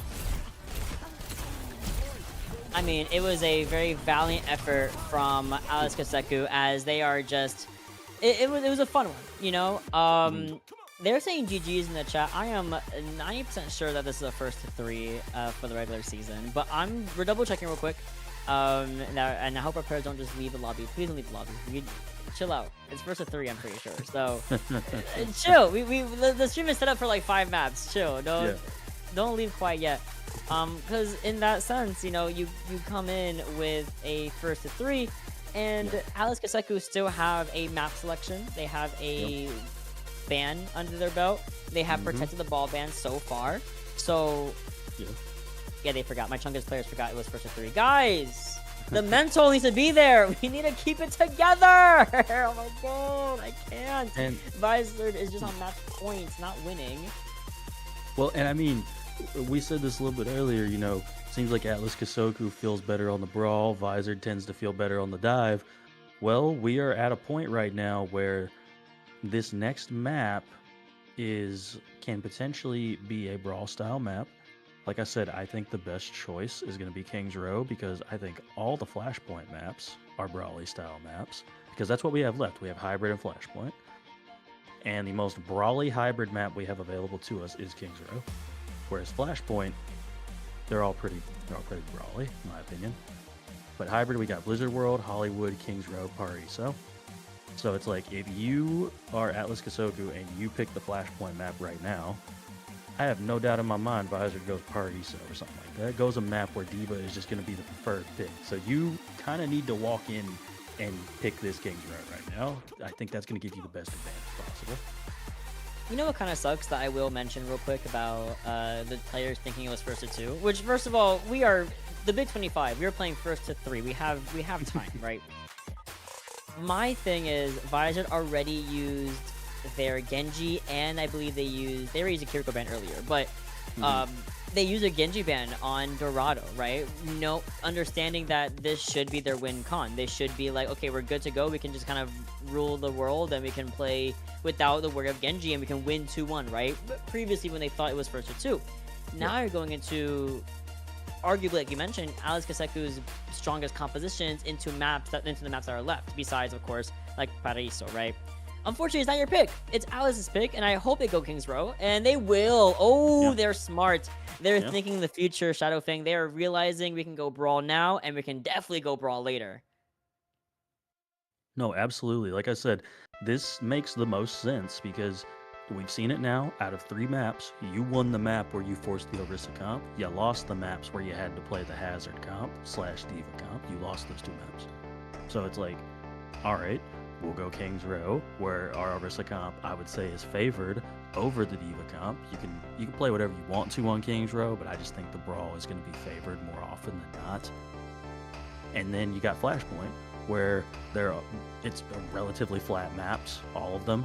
You know, you can run around on your Orisa comps on Flashpoint as well. So very smart pick coming out from Atlas Kessoku. I am curious to see what they're gonna ban out here, though. Oh, what are you thinking here, Mott? Ban Malga, keep your Orisa alive. Protect the Orisa. That's the first thing I thought of. I'm like, listen, if you're gonna go King's Row, just keep your Risa alive. Or no, there's no or. Please keep your Risa alive, because I feel like now knowing that, well, now that Vision are realizing, like, oh snap, we low-key need to ban out one of their Brock heroes. We know they're good at the Orisa. We need to ban it out. If you're Atlas, you know that that's kind of what they're gunning for. They're gunning for the Orisa ban. They're gunning for something that can inhibit without being able to ban Genji, because they already banned Genji earlier. Yeah. So with Atlas, Kessoku now coming down the ban phase, they are going to ban Winston. Oh yeah, they're just going balls to the wall. Yeah, ban Winston so we can keep Orisa alive. Now, what's next? We already banned Kiriko. You can't ban her again. We can maybe ban maybe Lucio, Mei. Yeah. Very integral King's Row characters. I think is a really safe, I would say really safe ban on King's Row if you're not really sure what to do after the fact. After your first plan kind of has gone into the wayside. I mean, I'm thinking Lucio here personally, you know, but I guess it depends on what you want to play. If you're Visored as well, maybe you do want to play the Lucio, so you opt for the Lucio here. Maybe you ban out the cast. We've seen the cast come out from Atlas Kessoku a few times. You could ban the Sojourn, but you've also been pretty solid at the Sojourn. So I'm gonna say Lucio. Final guess. Oh, we're so good at this. Oh, we're too good at this. We both were like, you just need to go for something that's so integral to the brawl. With Lucio being gone, with Speed Boost being gone, that kind of opens up either the more slow, stable backline of Ana, Brigitte, or just kind of subbing in Juno. She works just fine to supplement the speed boost necessity that Lucio brings to the table, or brought to the table. Yeah, you can go Juno Brig as well. You can go extra bulky and go Bat Brig and just have an absurd amount of sustain. You know, there's a few options here for sure. I think Juno Brig probably going to be the best choice of them all, honestly. You know, that Juno healing output is insane. You get the speed boost, you get the Brigitte. We've seen both Brigs be really good with their rally usage as well. And am I seeing that right? Looks like Chango going over to that support line and Astridia going over to that DPS line. Yup, that is absolutely correct. And we have the Ana Master himself coming back. Ana Master 04 in that flex support spot, which it kind of makes me lean towards, I think they're going to play like an Ana Brig here. Honestly, it works. It definitely works, you know, especially if you can kind of keep Alex on some sort of dive hero, not Winston, of course, but maybe Hazard, maybe something like that that can kind of help facilitate that Ana Brig backline. But otherwise, I'm expecting Easy Clap on this Echo. I'm expecting Ethan to flex back to Tracer more often than not. Loading in, though, we have King's Row. And I'm excited. This is a very... I can't commend it better. Like, I can't commend it more. This was a very good map pick for Atlas, because they have solidified another Brawl map after the fact. Yeah, it's just that forward thinking, like you were saying. I love to see it. And, you know, part of me really hopes that we are going to see the Roadhog come out here. You know, we're not going to. But, Chills. you know what I'm saying? Who doesn't want to see Hog huff his vape and also give other people around him healing? You know, I forgot. Oh my god, I forgot about that. Oh, and the fact that he has his old hook and everything back, and they remove Pigpen. Oh, it's so cool. It's so cool. I'm gonna start crying on broadcast. Atlas Kessoku going for the Wu Yang. Seems to be that's why Chango has swapped over to that support line, wanting to play that hero. We're seeing some Zarya Wu Yang coming out here today. So, pretty exciting, honestly. I haven't seen Zarya played in CGL in quite a while. Chango said, hold my week 1 Wu Yang. Hold on. Oh, I love that. And I know Edgemon walked out. She saw this diva. She was like, yup, I caught you lacking. We do see the Yari and the Baptiste coming in from a Visored, a very Circuit Royale kind of backline. And then it complements King's Row to an extent. You have that pylon set up on the other side of the hotel. But we are seeing a very slow-paced kind of game plan here from Alex Kessoku as they are trying to walk in on the point here. I think Edgemon is pretty high charge right now. Yeah, 56%, that's big, especially into this diva. And Alex can only stay alive by this pylon and the subsequent healing for so long before eventually kind of standing there and getting demet. I think there was a slight kind of disconnect, I would say. You know, you're Yeah. standing face front into a half-charged Zarya, so we're getting a very quick pause, very quick look at our faces, because my diva was like staring down Zarya. Hey, you know what I'm saying? You take those. You take those where you can get them, you know. If somebody starts standing in front of me too, I'm not going to question it. I'm just going to continue firing off I'm not gonna my weapons and being like, all right, you chose this. I didn't choose this. You chose for this to happen. But so yeah, that is a wild sequence of events we just saw right there. And can I also just say, there's about 3 or 4 times I thought that those Wu Yang water balls were Zarya alt fires. I was like, what did they change the animation on that? Why did That they is change crazy it? looking. Oh, that's really funny, actually. I never really thought about it kind of looking somewhat similar, I would say. But with that being said, with the unfortunate kind of somewhat looking like a disconnect here from Alex Akari, who is going over to Reinhardt. Ooh, this is a very, very interesting matchup we are seeing here between our two teams. But there's gonna be no touch. Actually, a pulse one goes wide on the floor with this Tracer 1v1 happening between Astridia and Easy Clap. Looks like Astridia will be able to regroup with her team, and we're gonna be moving it with a nice 5-minute time bank. Oh man, nobody ever does what I want. Alex the carry already off of the Reinhardt. I was rubbing my hands together like Birdman. I was getting excited over here. But no Reinhardt will be played today. We're just going to see some Hazard going into the Zarya. And I mean, Atlas Kessoku just has such an insane ultimate advantage right now. They should be able to just roll this next fight unless that happens. That's why I don't say Oh, unless that happens. Poor edgy mom. Yeah, I think just kind of I think there's a lot of distraction happening in the back line. Partially, I think, by Easy Clap. That kind of forced Alex Kessoku to back up, that to look away from edgy mom in that front line, and she kind of just got called off into that little corner you can see adjacent from the mini pack. But with this nice setup here for Visored, looking very good with these upcoming overclock from Ethan. I think this is going to be a really solid one as we shoot into the bubble. I love that. But there goes a grab coming in from Edgy Boy, and we're going to be seeing the tidal wave from Chango finds 2. We lose out on Chango after the Cap of the Sun, but I think that's a very favorable trade, unless Alex Akari is just killing everybody with the assistance of Scraggy. No, I mean, a really, really good combo right there from the side of Atlas Kessoku.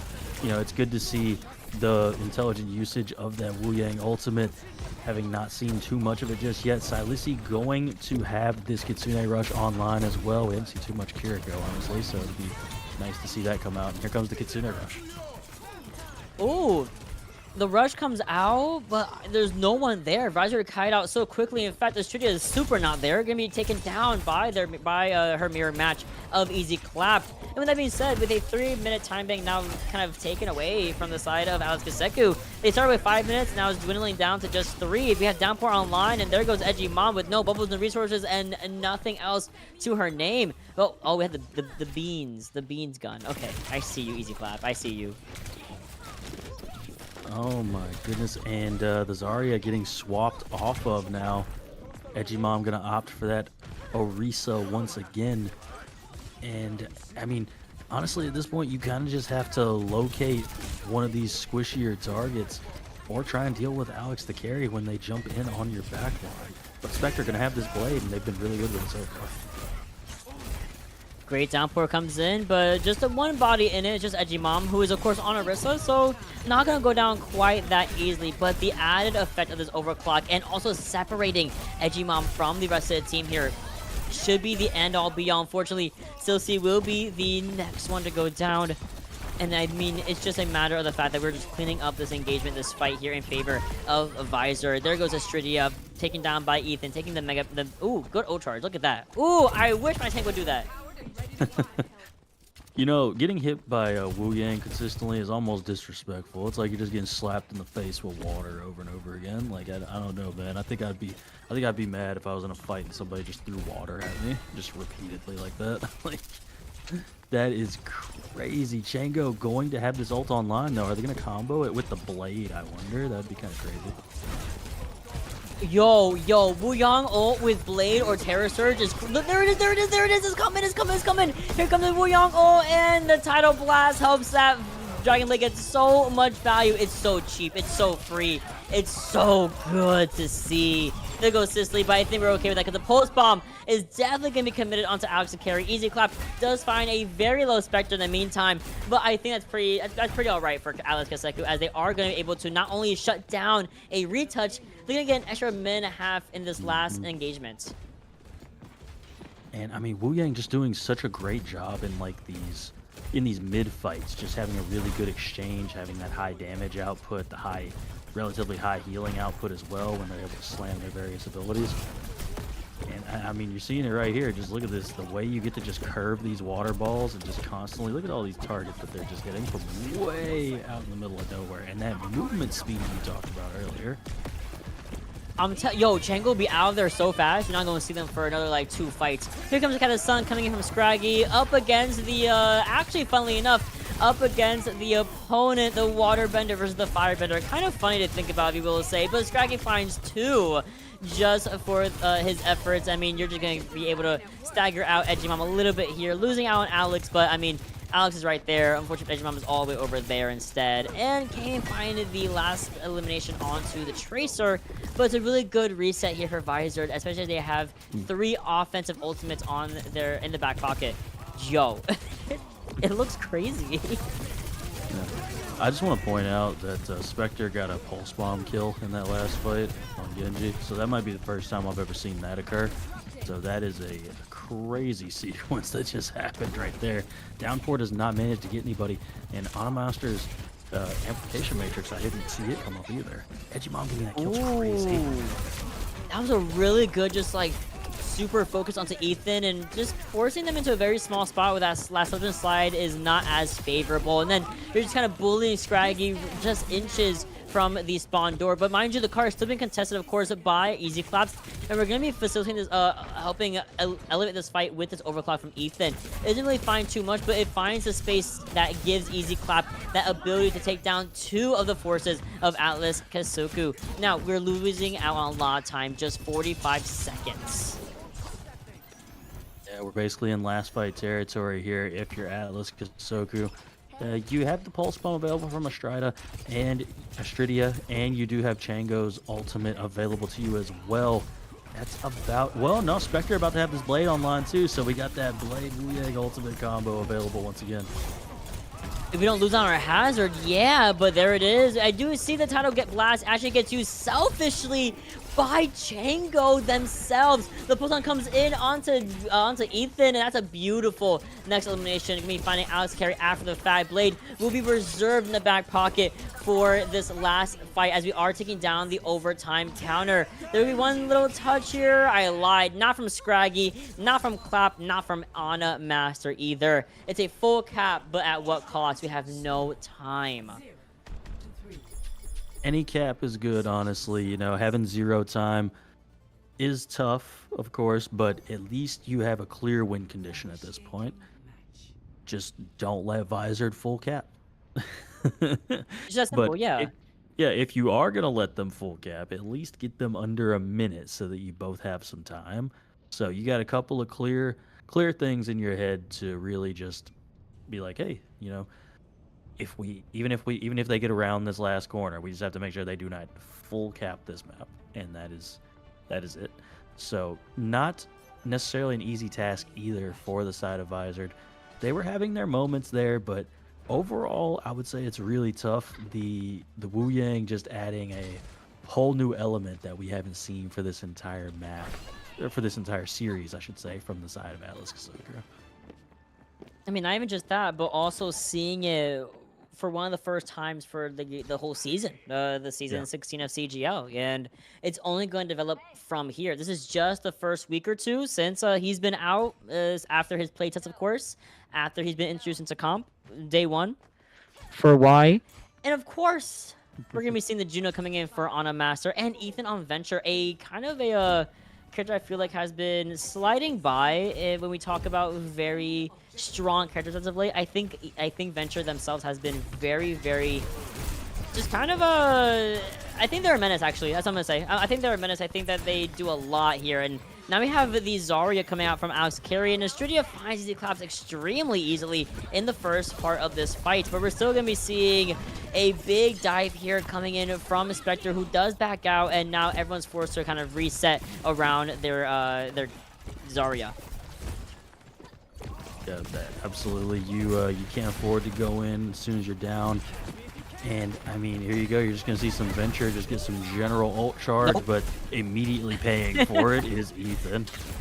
Yeah, poor Ethan just goes in and gets shut down. Now we have the brawl happening between Edgy Mom and Alex Carey. In the back, though, we lose Spectre. That goes by the wayside of Easy Clap, and now we can see this Hyper Ring is going to be expended here to start walking on this point right around the statue side. The wall does come a little bit adjacent to Alex Carey, but nothing that, of course, he can't handle. We're actually going to be taking a little bit of a quick detour through the hotel instead, kind of stuffing out this re-entering of the objective here by the ones who got eliminated first. And there goes Chango, who was kind of called down the high ground alongside Sisley, alongside Stridia, alongside Spectre. Everyone was in that little window, and they all just kind of ate their positioning for it. And I mean, Alex the Carry just getting a little 4K right there. Like you said, everybody just kind of falling back. Oh, Zarya's got 80 charge back here. I guess we're all just dead now. So, you know, unlucky. But Alex the Carry needs to be careful here, expending the grab right there, and does manage to get Edgy Mom out of it, though. Ooh, what a great Susan wow, silly. Silsies. Whoa, I can't speak! Good Suzu from Sisley, but unfortunately, it's not gonna come into fruition as the rest of the team goes down by the count of Visored. The post-on was very, very well done from Easy Clap as well. I mean, forcing out the Suzu and just baiting out the rest of the engage for Ethan to get all that eliminations. That was really good. I mean, honestly, this is looking kind of similar to Dorado right now. Visored is just really dominating on this attack. Nobody is seeing Easy Clap in the back line right now. This is Oh, okay. Intersecting Kitsune rushes, one of which does give a little bit more eliminations in the favor of Alice Kessoku, but it will be enough as we do see Spectre go over to his Cassidy instead of the anything else. Actually, I like the Cassidy a lot. I'm not gonna lie, I do like the Cassidy a lot. No, absolutely, really solid pick here. It's going to do a lot to deny Ethan's value on this Venture. I feel like it just kind of stops Venture for just a moment so that you can try and hit them. Ooh, a little in and out from Edgy Mom. Not too shabby. Whoa, where's my Zarya going? We're flying? Alex Carey propping himself up in that high ground, does get booped off by the jagged wall from Edgy Mom, and again, here comes a dive onto the back line. Good Suzu comes through, but can you stay alive long enough? Yeah, we TP out, and now suddenly you flip the map onto the Hazard. Alice Kessoku looking a little bit worse for rare as we are seeing Edgy Mom get singled out, and suddenly, without the one-word protection of that Hazard here against this Atomic Shock, that's just going to be one going down. Big pulse bomb, though. Ethan almost sliding into somebody else, but thankfully we don't do so. Spectre finds one up onto Scraggy. Now in this 1v1 or 1v2 up against his Zarya, forces both bubbles to be expended, and now Alex will be a victim of the Fan the Hammer and some melees. Now, see, every time I see somebody just hit that Fan the Hammer over and over again, every shot hits. So that's the first time I've seen it happen the way it happens in my games. I hit Fan the Hammer, somehow every single bullet just does not manage to land on the person 5 feet in front of me. So I don't explain that one. But with that being said, Alice Kessoku having a lot of ultimates about to come online here in this downpour, this Kitsune rush. They do have the Deadeye available to them. I think the grab is going to be the big thing to watch out for from Alex the Carry. You don't really have much to try and deny it outside of the Suzu. Okay, here comes the Kitsune rush first from Silsi, and the grab. Big Suzu comes in, but it's fat. Oh, it's humongous. Beautiful grab from Alex Akiri, shutting down the Kitsune rush, and you're at 86 charge. Are you kidding me? Yeah, that was beautiful. Only a minute and 50 left, so not too shabby. Give me about the same amount of time that Atlas were able to procure for themselves.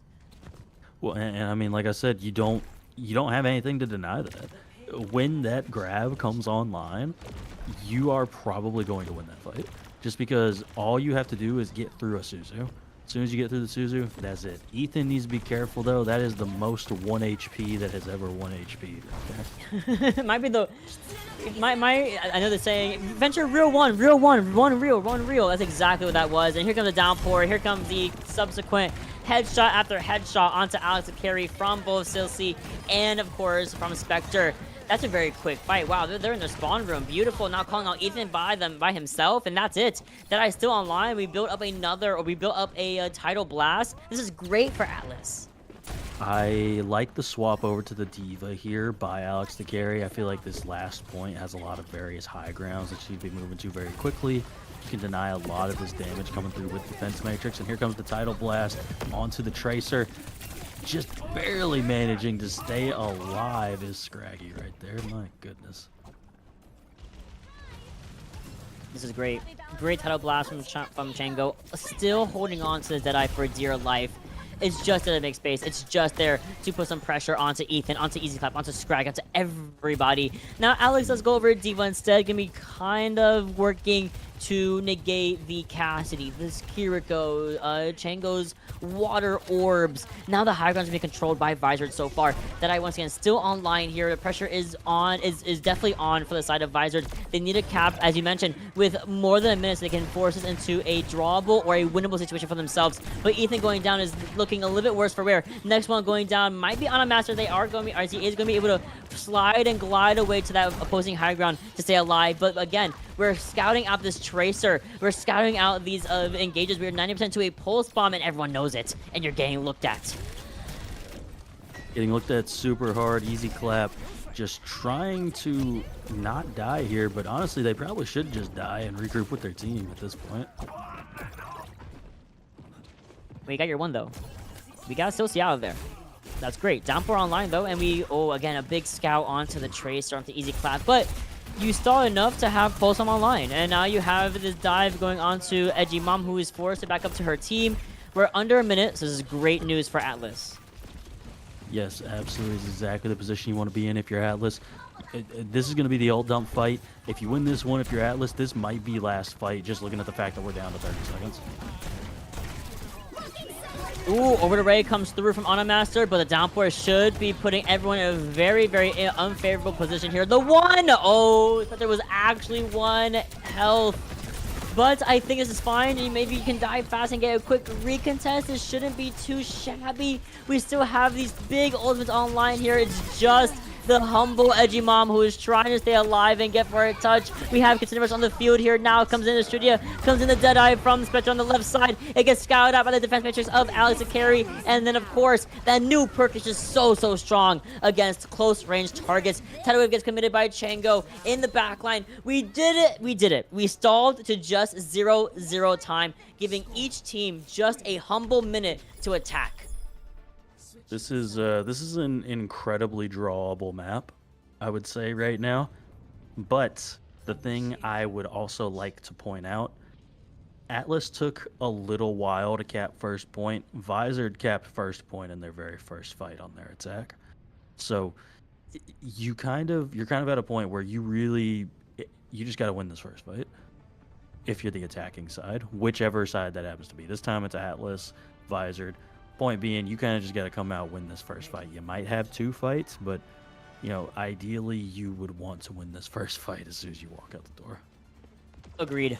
100,000% agree. You need to, you know what it is? It's just a simple lock in. Because you're right. It took them a while to get out that door and cap that point. Whereas Visored kind of, they had like a small stumble in the very beginning, and then they kind of just locked in and found so much free eliminations, especially with Ethan on Venture, really facilitating a lot of this displacement onto the backline of Silsey and Chango. Now, with Visored on this defense here and Ethan on Sojourn, I do think it might be a little bit easier for Alex Kessoku to back into this point, because now we have Spectre back on this Genji, and I think this could be really fast if we make it really fast. Yes, absolutely. You just got to find your target, take them down relatively quickly. See Edgy Mom already getting up on this high ground, positioning themselves for the jump to the opposing high ground that you know Astridia is trying to get in position to do. good. Oh, that's not good, actually. I was gonna say good patience coming in from Atlas, even though you only had 30 seconds. But if you're gonna get a trade the tracers off. That's great. With that being said, it's a 4v4, all pure mechanics, and thankfully with the attackers spawn Loki being a real thing, you're gonna see Estrida coming back here very, very soon. A little bit of a split between the back line and the front line. Ana Master will not be stabilizing on that high ground with his fellow Kiriko. Instead, he's going down. So is Alex Akari. Unfortunately, couldn't reach up to the window in time to be with Scraggy on that Kiriko. So with that being said, with just 3 seconds left, Alex and Kessoku are going to cap here with no extra time, no recontest from Visored. If we can get through Archway, it's even better.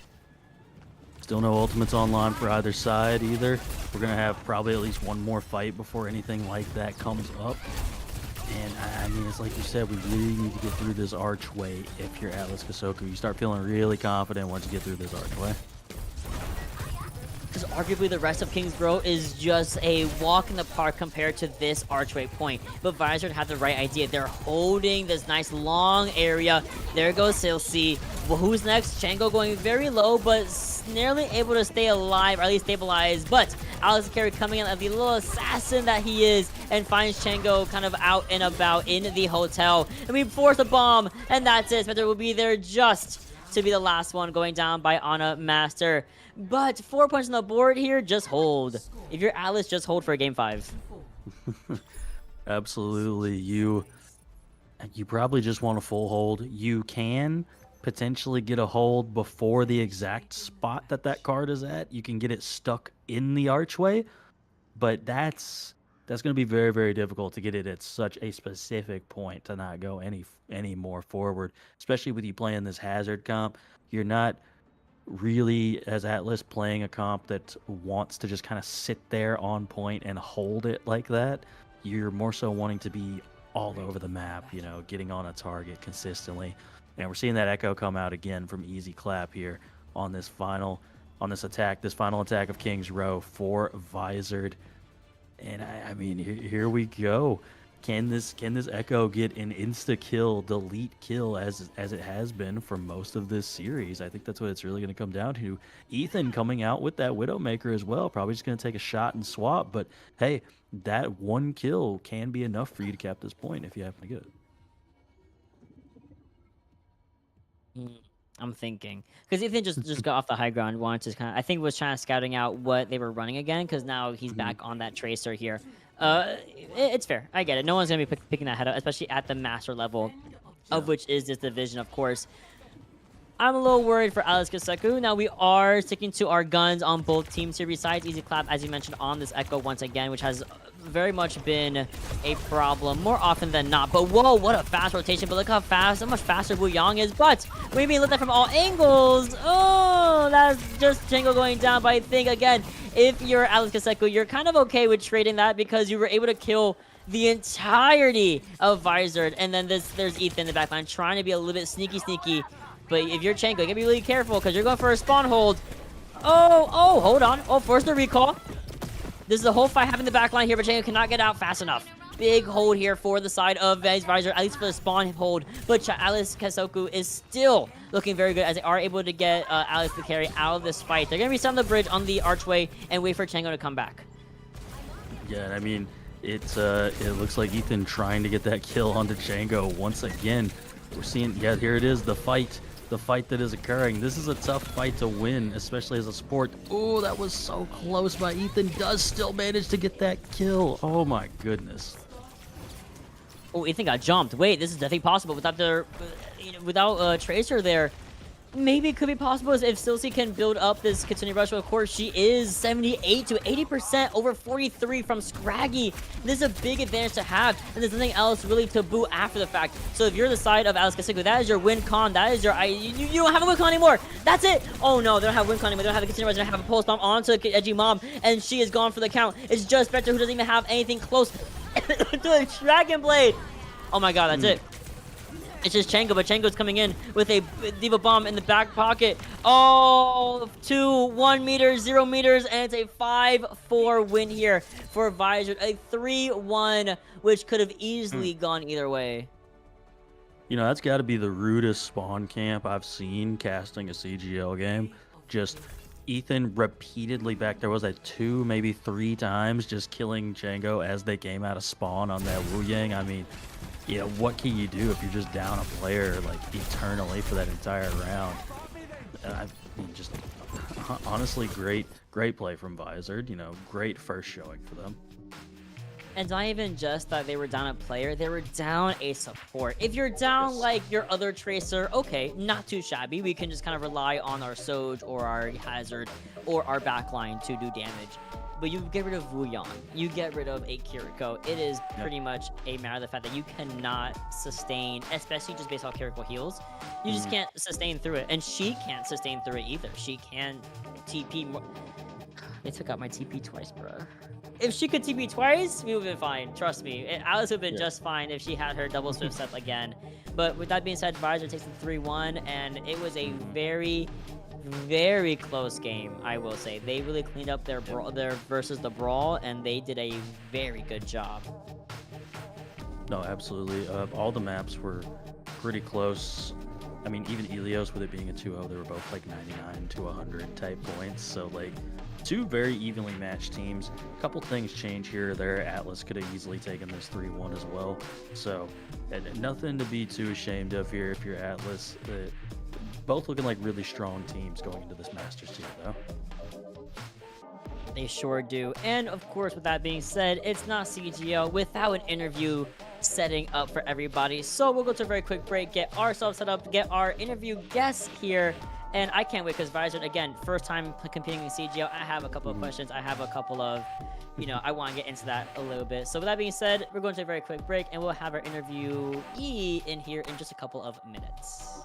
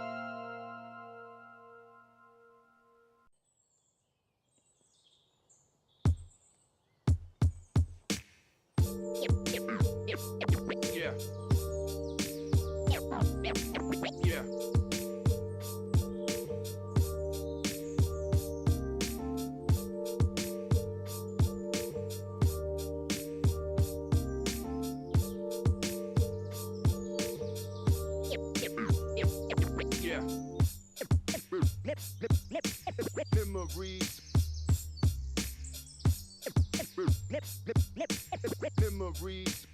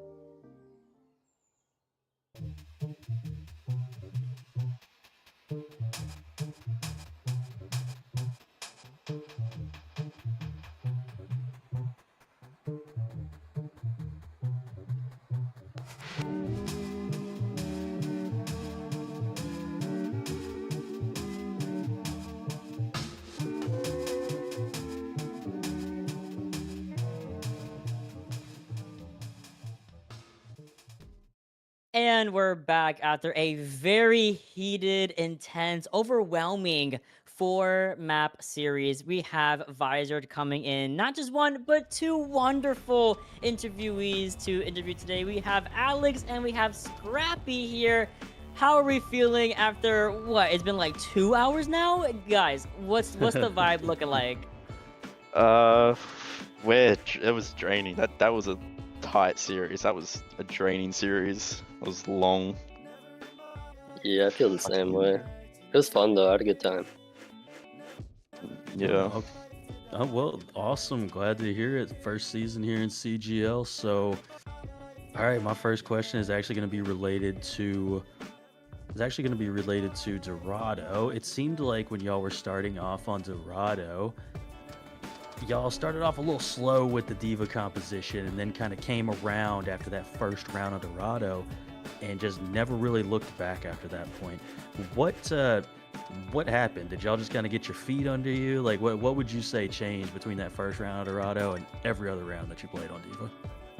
My tracer started doing his job and actually marked carts, so that I didn't have to only win 3 fights for the whole map. That was lovely. My tracer actually did his job for once. That was nice.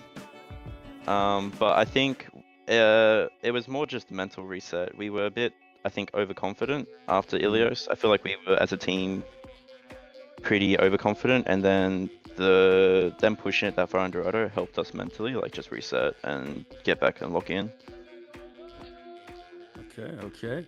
And then I'm going to actually follow up with a King's Row question, because was that a part of your plan on your attack for your tracer to just basically spawn camp their Wu Yang for the entirety of that overtime? Or did that just kind of happen in the moment and you realized, hey, we can kind of just win if we just don't allow this character to play the game anymore? You can take this one, Scraggy. No, we kind of just winged it. We play that comp a lot. We practice it around like 6 to 7 times a week, so we play that a lot. We're really confident on that comp, so we kind of just trust each other with their jobs. And yeah, he just took over, I guess. Well, that's good to hear. You guys are absolutely fantastic, I have to say. Dorado and Kings Row both going to overtime rounds, going the extra mile. I will say, though, your compositions were very interesting. You have a really great flexibility that I think is something to be, I guess, sought after, in the Masters Division, especially with this meta really heavily shifting. Is there anything, no spoilers of course, but is there anything that you didn't show us today that you have in store for us in the new seasons, in the later weeks of CGL season 16? Yeah, definitely. I think we didn't get to pick many maps today. I think we picked one map, and it was... What map did we pick? We picked the third map. Oh yeah, we picked Dorado. So we didn't get to pick the maps that we have like set comps on. So we kind of just played the general comps that we think are strongest on that map. But yeah, we definitely do have some comps in our back pocket that I would look out for. Ooh, I love that kind of question. I love instigating, I'm sorry. But I'm really excited because I know this is also you guys' first time competing, at least with CGO. Is this your first time competing in an organized tournament, or have you guys placed in other tournaments in the past as a team? As a team, this is our first tournament together. We joined as a team like right after a lot of the other tournaments started. And then we kind of eyed September kind of area, or this CGL. I played CGL last year, and we eyed this to play it this year, so this season. So we scrimmed for a few months, and now we're together on CGL, playing CGL together for the first time.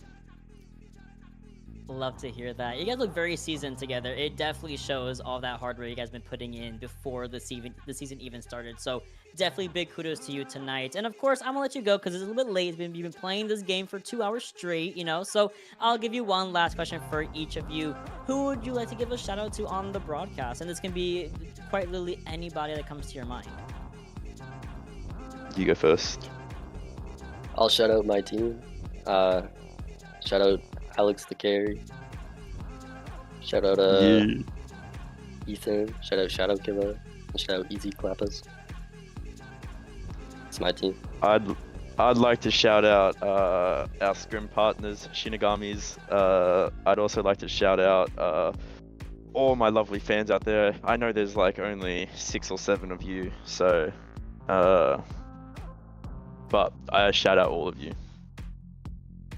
That's wonderful. Well, this is just week 1, so buckle up. It's gonna become tougher and tougher as the scoreboards and the standings even out later and later. So I am giving you guys all the best of luck from an unbiased standpoint, of course. And I cannot wait to see you guys later in some of these matches on the broadcast. In the meantime, have a wonderful night and definitely celebrate your victory for the first week of matches.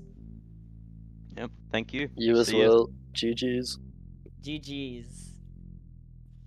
And with that being said, that's the end of the, well, not just match, but also the broadcast, Shadowfang. And I had a wonderful time sitting here. Is 11:11, make a wish, and I wish for us to get some sleep, get some rest. Any announcements we have for the week here? There should be a cast going on most days of the week. I know there's one tomorrow because I'm doing it, but beyond that, expect to see something on Saturday and Sunday as well. We try to have games on most every day of the week, so just keep those notifications turned on and just keep an eye out for any upcoming streams. Absolutely. Big shout outs to my producer and my observer today.